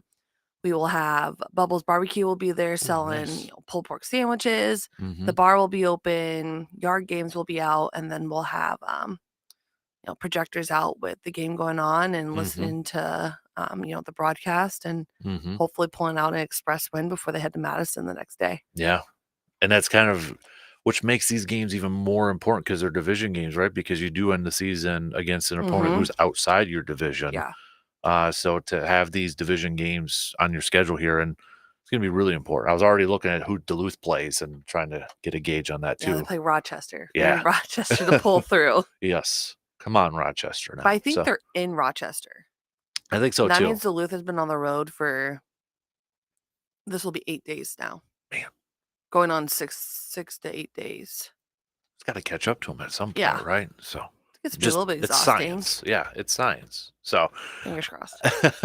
But pitching wise too, you guys, I mean, I know in the first half Dale's talked about it, maybe a little bit of struggling pitching, but pitching in these last, couple weeks has really, you've had a couple guys that have gone almost a distance, it feels like, for Northwoods League version. Ryan pitched 100 pitches in his last outing on Saturday, whatever day he was in, and Zach Diver went 5 innings, which was huge because then that just means less of us having to use our bullpen and stronger arms for the next game. So it's been a teamwork lately. Everybody's kind of stepped up, pun intended, to the plate. But I mean, it's been a nice change. I know there's been maybe it was a little frustration at the beginning with some of the pitching that, but man, you got to tip your cap to those guys for really stepping up and playing incredibly well. So, and now with the year as of now, for regular season, and it's fan appreciation night as well, going up against Madison. Can you tell us a little bit more details on that night? Yep. So we're going to do 9 innings of winning. So every inning, we will be giving away a prize pack from local sponsors. We've got stuff coming from Hello Dorn, stuff coming from you guys here at the station. We're giving away an Express sign bat. Nice. Where else? Phoenix Tap Rooms doing some stuff. So interns have been reaching out to all sponsors that they've worked with this year, and so we've got little odds and ends coming in from all over the valley, which is always fun. So there's nothing behind it. Just come to the game. You'll get 2 tickets, and then just put them in the buckets that you want to win, and every middle of the inning we'll draw someone's name. Awesome. That's so sweet. And then so there is a possibility if you guys win, you could host a playoff game. Is that correct? Yeah. So the first round we would host a playoff game. Okay. My guess is, I don't know. I say Tuesday because if I look at it how it was last year, we won the first half, lacrosse from the second half. We went to lacrosse on Tuesday or Monday, and then we were home on Sunday. So I think if we do, it'd be Monday. But okay. And it would be here against lacrosse too? It would be, yeah. Because they won the first half. That would be interesting. And they obviously want us to win because we're the closest. Right, exactly. And they've had our number all year. So yeah, it'd be a really big series. If that were to happen, I mean, considering too, I mean, just recently, was it a week ago when you guys played them too? They tried to play a little spoiler with you guys. Tensions might be a little high for that game. Yeah. Right? So that'd be a lot of fun. Interesting. How was the Grateful Night? Grateful Dead night. Grateful It was Dead. Thank you. great. Yeah, I saw the The t-shirt. t-shirts. They're pretty Yeah, sweet. people love them. Yeah, They were awesome. Close Up did an amazing job with them. They spent all summer figuring out what they wanted to put on those t-shirts Yeah. for their sponsorship night. The marketing or all the interns, I would say, definitely didn't really know what Grateful Dead was. So Those they're young learning. kids, yeah.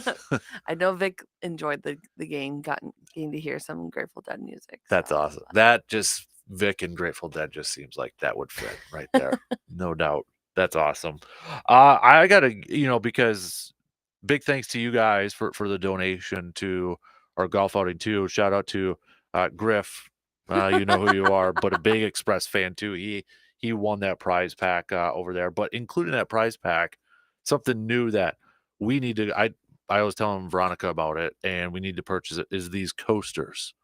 And Craig was telling me that Andy Naborka actually made them. Yeah. But they're these thick coasters of Carson Park and got the latitude and longitude Yep. on there. I mean, those things are sweet. Yeah. So I worked with Andy through Impact, and they're from a company in just inside Minneapolis, just outside Minneapolis, and they're awesome. We took an aerial photo from a drone footage that we got this year, and sent it to them, and that was what they came back with. And Andy and I played with it a couple different ways, and I was like, I really want the coordinates on there. Coordinates are cool to me. Yep. It just kind of seemed bland when we didn't have the EC in the field. So we added that, and I don't know, I think they turned out really cool. They're really cool. Yeah, they're nice and thick on there too. They're not like thin and all that. So we need to get a few to put up in our house because we've been looking for some new coasters in the living room. So, but yeah, I was showing it to Veronica after I picked them up from you on Thursday, and she's like, "Yeah, we need to grab a couple." Yep, they're in the apparel store. From the apparel store there too. So, and then I mean, you still got what did I see on Facebook too? Maybe some sales with the apparels coming up too. Yeah, so we did this week. We'll probably do it again on Saturday. Spend $50, get $5 off. Spend $75, get $10 off. Spend $100, get $15 off. Nice. Yeah. I do have a special request though. This is my Era shirts. Oh yes. I need a guy one. Okay. Because I like that one a lot. Veronica has one. Okay. And I need a. She won't let you wear it. Well, no, it doesn't. But that's cool. It's a sweet shirt over there, and I like the throwback ones of Carson Park on there too. So if anybody hasn't checked out the apparel store, go and do it because there's a lot of sweet stuff in there, a lot of new stuff in there too. Yeah. So, but we got the pennants up in the mole man cave. We got some in the house man cave. Nice. I'm pointing to the little guy over there, but he's still hiding. So over there. So final week here. Do we know? I know it's always kind of a rotating situation. Players, or any of them leaving this week, or is everybody kind of still with the team? Do you think this week? Some guys went home after their final outings this weekend. For the most part, if they're here right now going to Thunder Bay, they'll be here till the end of the season. Okay. It's constantly every day. I'm like, who the heck is this kid, or who is this kid? They all look the same to me. I'll just see a number. I'm like, well, I haven't seen that number in a while. So who is this? Right. So, but Dale does a good job with filtering in new guys constantly, or bringing back guys that were with us in the earlier this season. Like George Bilecki, he was with us earlier on this summer, and Dale called him up on Sunday last week and said, "Hey, I need you." And George packed up his stuff and came back. Wow. I mean, how crucial is it to have somebody like Dale to have those connections, whether they're maybe some local guys that he can call up, or to still have those? And what does that say about Dale for those players to say, yeah, I'll come back and play? It's huge. I mean, Dale's one of the most respected Northwoods League coaches, and just, coaches in general, especially around the area, that these guys would do anything for him, which makes it, it's special if they want to come back and they want to play for Coach Varsho. Right. And then, people are like, oh, like, who does your recruiting? I'm like, oh, Dale does all of that. He does it all. So, you never have to worry about what kind of guys we're going to get on the team. It's, if they're being sent to us, there's a purpose behind it. Right. I think that's perfectly said. And, every year is different too, but I mean, for the amount of grand slams and home runs that you guys that this team has hit this year. This team's been crazy. Right? It felt like for a while, especially in the beginning of the season, it was like we either hit solo shots or grand slams. There was no in between. Mm-hmm. And it's fun. I mean, you don't get tired of hearing, the train horn, Yep. when a home run happens or, their celebrations. Mhm. We've hit, oh my gosh, how many home runs this year? Record breaking. 67. Yeah. 67 home runs. And 469 runs have been scored this year. And that's a franchise record too, isn't Yes. it? Man. We're breaking records left and right. So it's like whatever happens this weekend on Saturday, we still had a great season. Mhm. So many records have been broken. Ones that haven't been broken since 2007 with Cole Calhoun. Yeah, when you break a record and it's Cole Calhoun's, that's pretty solid. Yeah. So, I mean, there's nothing that these boys or our staff or anyone should hang their hats on. This was a great season. Mm-hmm. Yeah, and it's not over yet, though. Not over yet. Not over yet. So a big week coming up here. Did they leave last night, this morning for They left Sunday? this morning with a arrival time at the Borders of 11 a.m. Oh, jeez. And then they got to I play think it 1 tonight. p.m. Okay. 1 p.m. Hopefully they can. Yeah. Hopefully they got some rest on the bus, though, too. Yeah, there's not a ton of guys going, because passports. That's the other part too, isn't it? Like Mhm. not everybody has passports, Right. correct? So There is a car going that will have guys that have birth certificates. But I know some of the host moms were saying that their boys were excited to have a whole row to themselves. That's how empty the bus is about to be this week. Mm-hmm. So, because you can only travel with 30 guys. Okay. We have a 35-man roster, but you can only travel with 30. Okay. So we definitely don't have 30 guys that we can utilize right now. So, and that's the other thing that maybe general fans don't kind of realize that kind of goes behind the scenes is stuff like that, passports and figuring out who can go and travel with the team. And you just hope that you got enough guys, especially on a long road trip. Pitched yesterday, now you have to be off for 5 days. Right.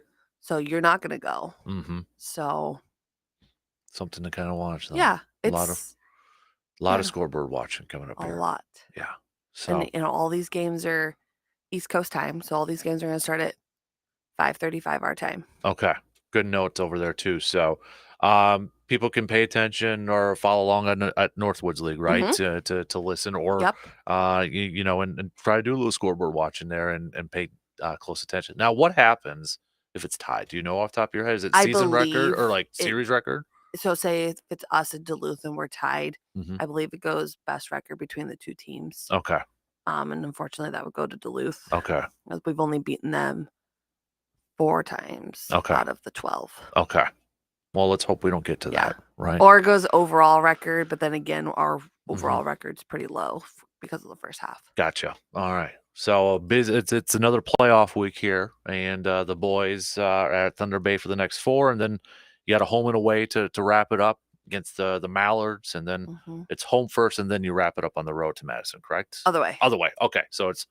So when they're coming back from Thunder Bay, stop at Madison, then they wrap it up here. Yep. At Carson Park. So ending the season at home is always fun. Yeah, definitely, especially if it's maybe to clinch a spot. Right.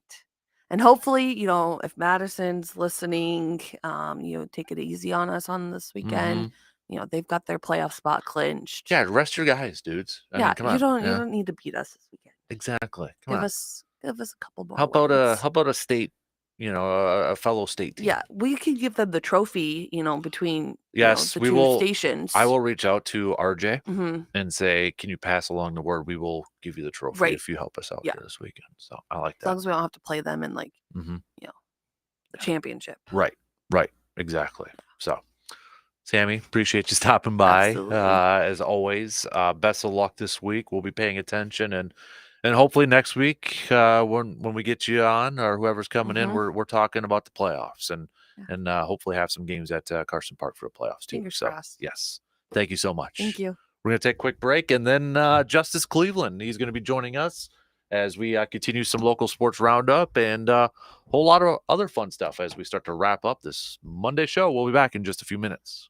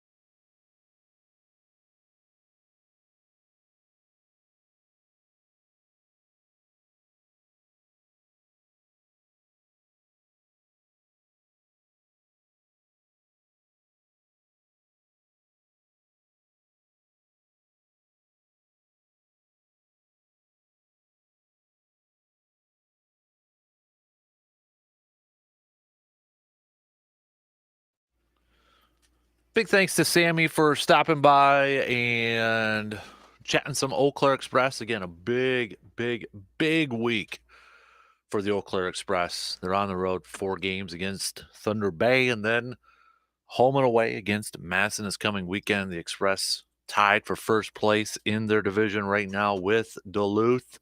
So the Express, a fantastic weekend this past weekend to put them in that position. Hopefully they can finish this thing off and win the second half and clinch a playoff spot.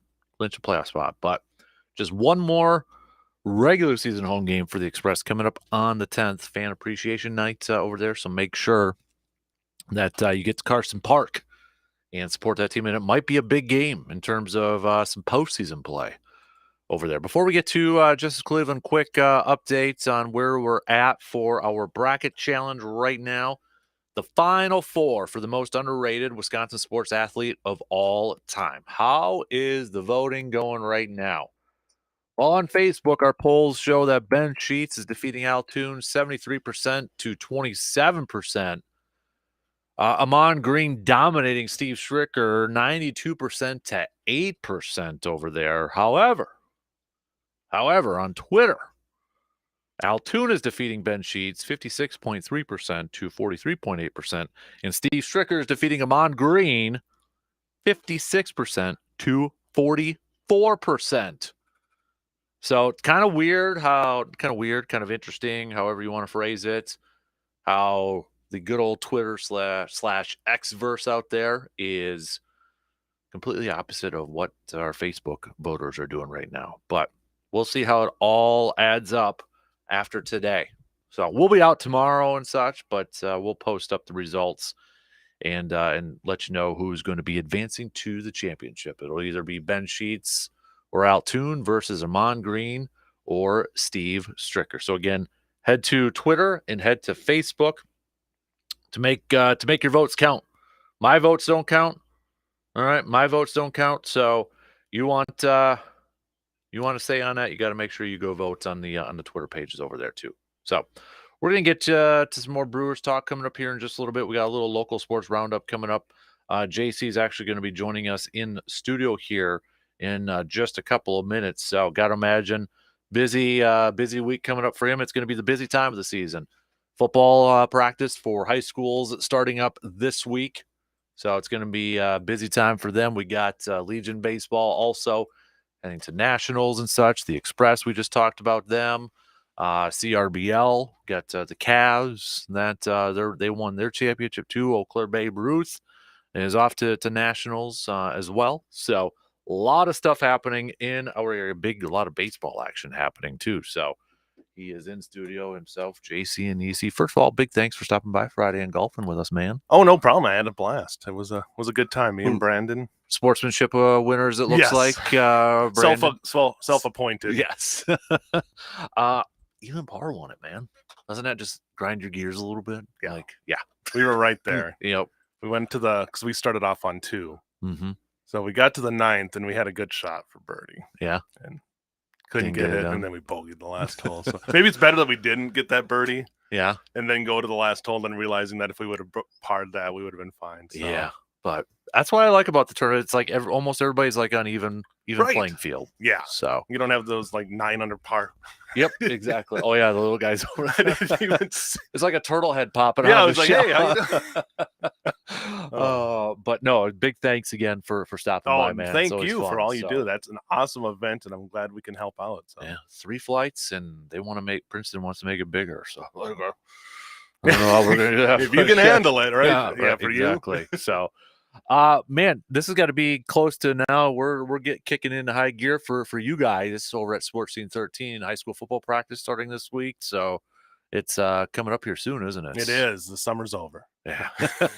You flip the calendar to August, and it's exciting though for high school football about to start here tomorrow. Practices, and then a couple of weeks we'll have our first games here. So it came real quick. Yeah. July was you blink and it's over. How weird is it going to be for you when it comes to football and you got the Big Rivers Conference shaking up a little bit? I know Brandon's been doing some series on that with the Chippewa Herald, but you got teams are different now, right? Really Conferences is. are different now. Yeah. So how weird is that going to be for you? It's weird, but it's not so weird just because it's been like every couple of years now with the whole, balancing the conferences that you kind of have to adjust. It's just, I think these are the biggest adjustments. Obviously, when you have your two largest high schools in your town switching over basically to the Wisconsin Valley. I don't know how you want to say if it's the Big River. Remember, it was originally going to be the Big Rivers, but I feel like it's still the Wisconsin Valley. Yeah, especially when the majority of teams are from the Valley. Yeah, exactly. Yeah. So it to me, I'm looking at the schedule, it's going to be weird, but honestly, it works out pretty well for us. Where thankfully we have a good affiliate in Wausau that'll be able to help us out get those games, and we'll be able to help get these. So it's going to be different, just not having these normal rivalries, but there's two non-conference games that you're scheduling that are getting some of those too. So it'll be weird originally. I think it'll kind of just adjust itself during the year, and it won't be too bad. I'm curious to see too, North had a really, I think, kind of like a coming out year last year for football, and see how they can continue to build off that. I mean, some big wins last year. Yeah. I know they defeated Memorial and such, but be interesting to see if they can continue to build upon what they did last year too. Yeah, and then you got, again, Memorial's got a new head coach coming in. Right. So so you get the different opponents to kind of judge yourself on. So, that's kind of a tricky thing if you're a new coach coming in where you've had years of film on a lot of these teams. It's a little different when now you have a whole different slew of teams that you're going to have to play. But at least, there's so much kind of overlapping between central Wisconsin and our area with sports anyway. Most of these teams end up playing each other at some point. And if it's the playoffs or something like that. So again, I don't think it'll feel it's good. It's just weird to have North Memorial in a different conference, but I think it's one of those things that initially it's a shock, but after a while we'll get used to it. So. Yeah. I think it's like Rice Lake moving back into the Big Rivers. Now they're by far the smallest school in that conference. So it's going to be tough to see how they adjust to that, but that'll also, like every other sport when they're in the Big Rivers, help Rice Lake once it comes playoff time. Exactly. Playoff, so I feel like that we're talking about that almost at playoff level for football or basketball or whatever the case may be. So, all right. So fall season coming up here, but first off, we got baseball. I mean, it's whatever level you want to choose. There's something going on. Yeah. Babe Ruth's going to Nationals. We just got done talking with Sammy with the Express. What a fantastic weekend for them. What a turnaround, in the second half. Goodness. I mean, they're tied for first right now. Huge final week of the regular season coming up here. But I mean, Justice, you've been covering these Express teams for a while now. Grand slams, home runs, runs scored for this team. I mean, they've broken records. When you break records that have Cole Calhoun attached to it too, I mean, it's been nothing but offense and really timely pitching though too, coming down the stretch for the Express. I've never seen this league with as many home runs as I've seen. You used to be lucky if you went, every 4 games, maybe you'd get a home run. But I feel like now we're getting home runs pretty much every game, which is fine. I mean, it's exciting. And the big thing you were talking about is the pitching. I mean, when they were struggling to stay out of giving up double digits in that first half. It was, they were scoring 8 or 9 runs, but giving up 12. That's not a formula for success. Right. But now, you're scoring those 8 or 9 runs and only giving up 4, 5. You're going to win. So if the offense keeps going, it's going to be tough. I mean, you got a 5-game road trip here, is it? To Thunder Bay. One of the toughest road trips you're going to take all year. At least you're there for a few of the, 5 days in a row, and then you go home.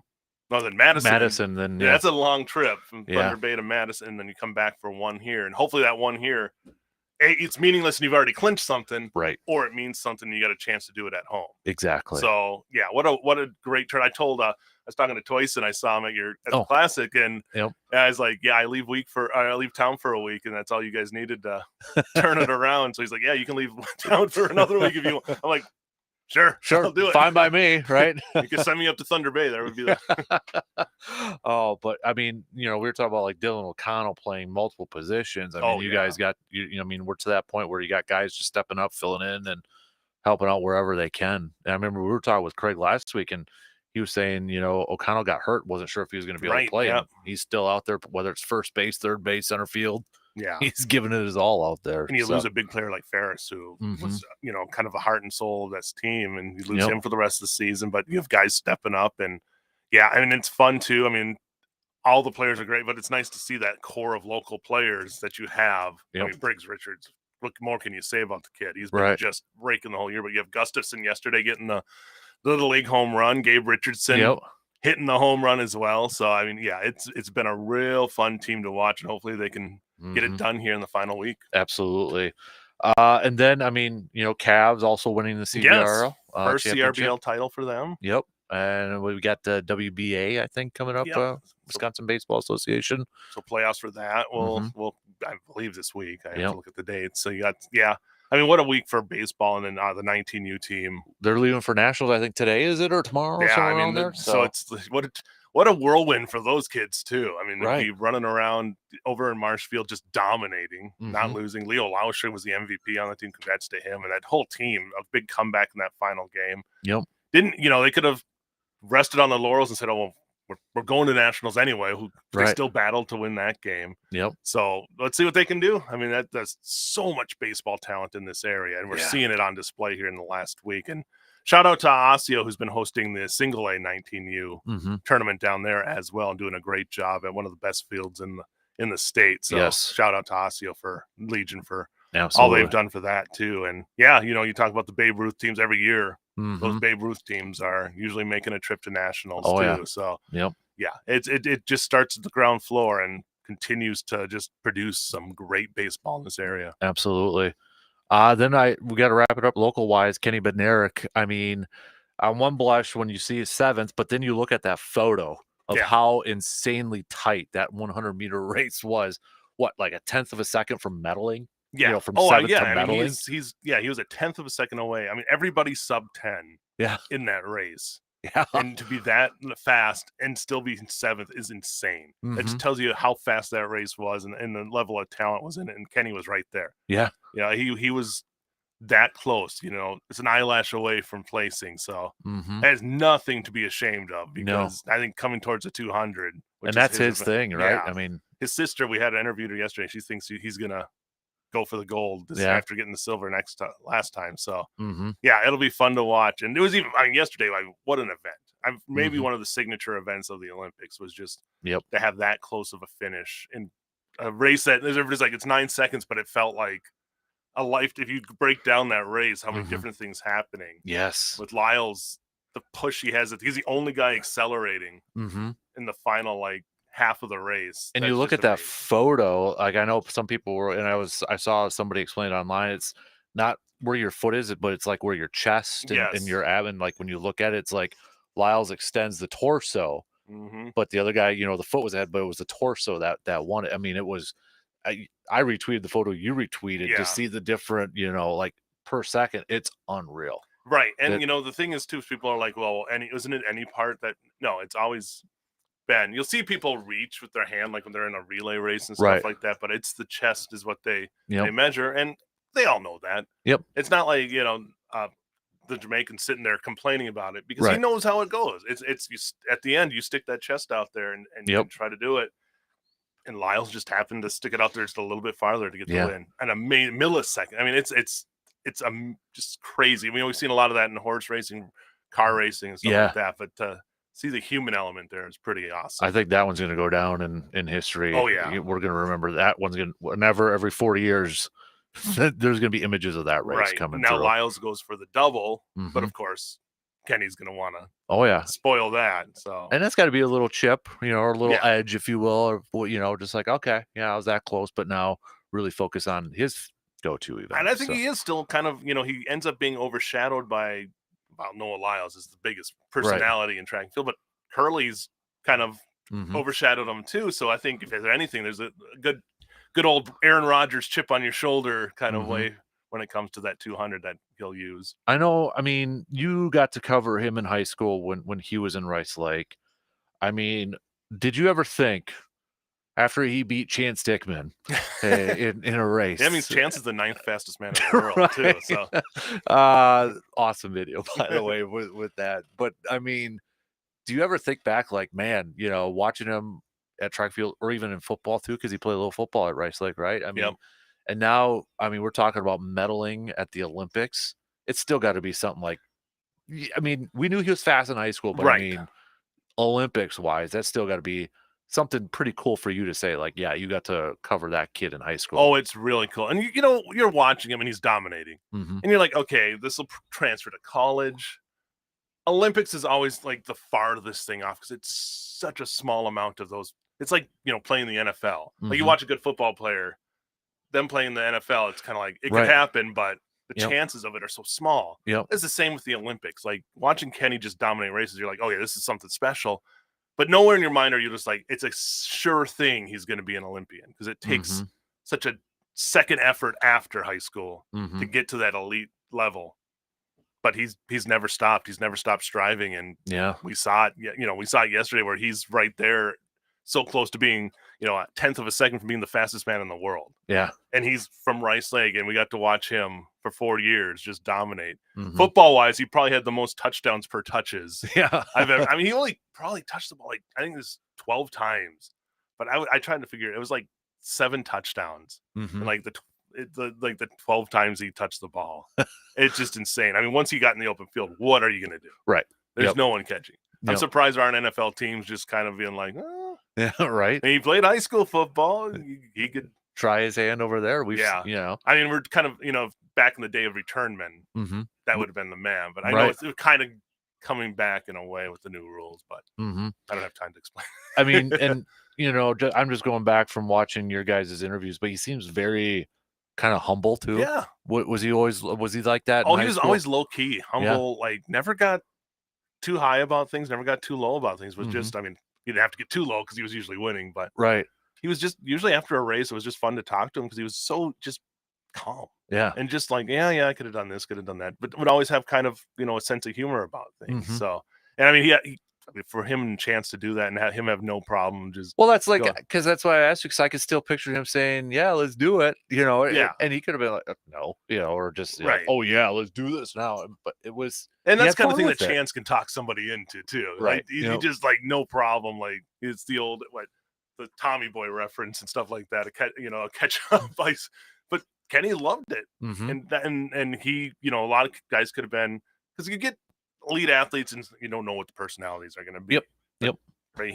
I think he has the perfect personality for it. And Kung Fu Kenny, he's got that's come out more too. Oh, so, yeah. Yep. And I think personality is a big part of track and field. Yes. And the people are talking about Noah Lyles, what he does at the starting line to make, if it gets the guys off a little bit, it's all you need to win the race, especially in the 100. Right. Exactly. So the bandana and everything, that's kind of signature now with Kung Fu Kenny. So he should be, I think, the prelims or first rounds soon. Yeah, it's always trying to figure out with the Paris time and what we're at. But I know because it's not the semifinals and finals aren't the same day this week. Right. So let me see if I can find it out here quick.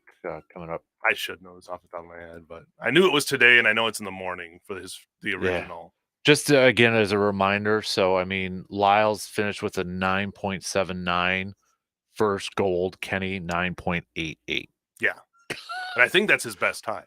I think it tied his previous best time. So I mean, he did everything he could. Yeah. I mean, you go to a high school meet and you saw that, you'd be like, that should be the difference between first and second. When that's the difference between first and seventh. Yeah, that is just an amazingly fast race, historically fast race. I don't know. This was I saw this from the Players Tribune because I did a quick Google search. Noah Lyles on competing against teammate Kenny Bednarik in the rest of the 200-meter field. He's definitely not going to take how he did here in the 100 meters lying down, but in typical Noah Lyles fashion. But he ain't winning. None of them are winning. When I come off the turn, they will be depressed. So, again, it's that personality, right? Yeah, right there. So, I mean, if you're Kenny, there's a little bulletin board material. But I would guess that he knows Noah's personality from as many races as they've ran against each other. And when you're traveling the world with these guys, you know what to expect. And I don't think it phases him. I think he's going to run that kind of talk isn't going to affect Kenny at all. No, not at all. So it's going to be exciting to watch him for sure. Yeah. It was just a blast. I mean, to have so many eyes on it. Because who was the watch party too, right? Philip was there. Philip was there. Yeah. So we'll have JD will be there on Thursday too for the finals of the 200. So yeah, just to see the family members and how they're embracing this as well. And the city of Rice Lake, obviously. I mean, to have an Olympian from a town that, I mean, Rice Lake's had its fair share of great athletes, but I mean, this is pretty great to see them just, embrace a guy who, he's a silver medalist already. Hopefully he can add to that with add the gold to that too. No doubt about it. So, JC, we appreciate it, man. Thanks for stopping by. And again, thanks for Friday. And I know it's going to be kind of crazy coming up here now too, with school still out, yet still high school football practices and all that stuff going on. So we appreciate you taking some time. And we got college practice will start here. That's right. The Blue Goals got to be starting up here soon. Too, right? So it's going to be full bore. And they're going to be able to practice in their new facility over there. In the next month, we'll have the Blue Gold volleyball is going to play their tournament. That's right. At the Sonnentag as well. Yep. So it's going to be a big month for them. Yes, definitely. And if you haven't been there yet, wow, that facility is impressive. I've driven by. I've yet to be in. I'm one of the few that hasn't been inside yet. Oh, so I'm kind of waiting for that big moment when I go in there and really take it all in. Yeah.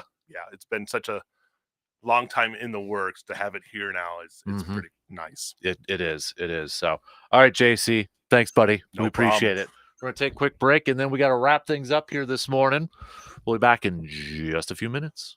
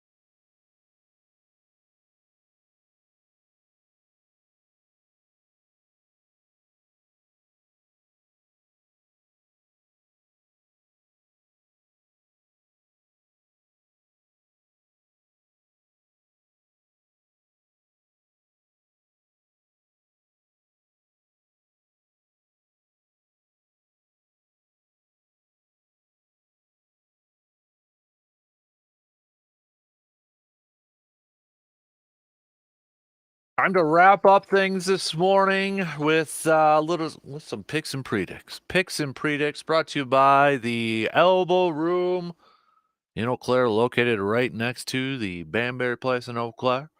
Looking for somewhere maybe to catch some of the games or some of the events with the Olympics and such. Head on down to the Elbow Room. Grab yourself a nice, cool, cold beverage over there and take in the action and chat with some awesome company over there. No Brewers game today. Off day for the crew before they take on the Atlanta Braves for 3 games. So not a ton of games for baseball today, but we'll still make some picks. We've got the Mets taking on the Cardinals. Let's go Mets. I'll go with the Mets. The Diamondbacks taking on Cleveland. That's a sneaky good series. I'm going to go Arizona. Zach's on the mound for the Diamondbacks, so I'll go with the Diamondbacks tonight. Let's go Houston at Texas. I'll take the Astros. Twins at the Cubs. I'll go with the Twinnies. Boston at Kansas City. Another sneaky good series right there. Should be a good one. I'm going to go Kansas City since it's in Kansas City. Philadelphia, the Phillies taking on the Dodgers. Philadelphia is struggling here as of late, but Aaron Nola is on the mound. Tyler Glass now for the Dodgers. You know what? I'll go with the Phillies to take game 1 tonight. So I'll go with the Phillies to take one, even though they're struggling here just a little bit. So those are your picks and predicts. Again, brought to you by the Elbow Room in Eau Claire. All right, shot clock's going to cut me off here in about 20 seconds here. So if you missed any portion of our conversation with Sammy from the Express or JC and EC for our little local sports roundup, we'll have them up on podcasts, the Eau Claire Express podcast, the All Aboard Eau Claire Express podcast, and the Man Cave podcast a little bit later on this morning. Reminder, I will be out tomorrow, so we'll be back. Actually going to be out Tuesday and Wednesday. A little vacay time, a little couple days off after Friday's golf event. But we'll be back Thursday morning, okay? Thursday morning. Have a good rest of your day. DP and the Danettes, they're up next. I'll talk to you in a couple days. See you then.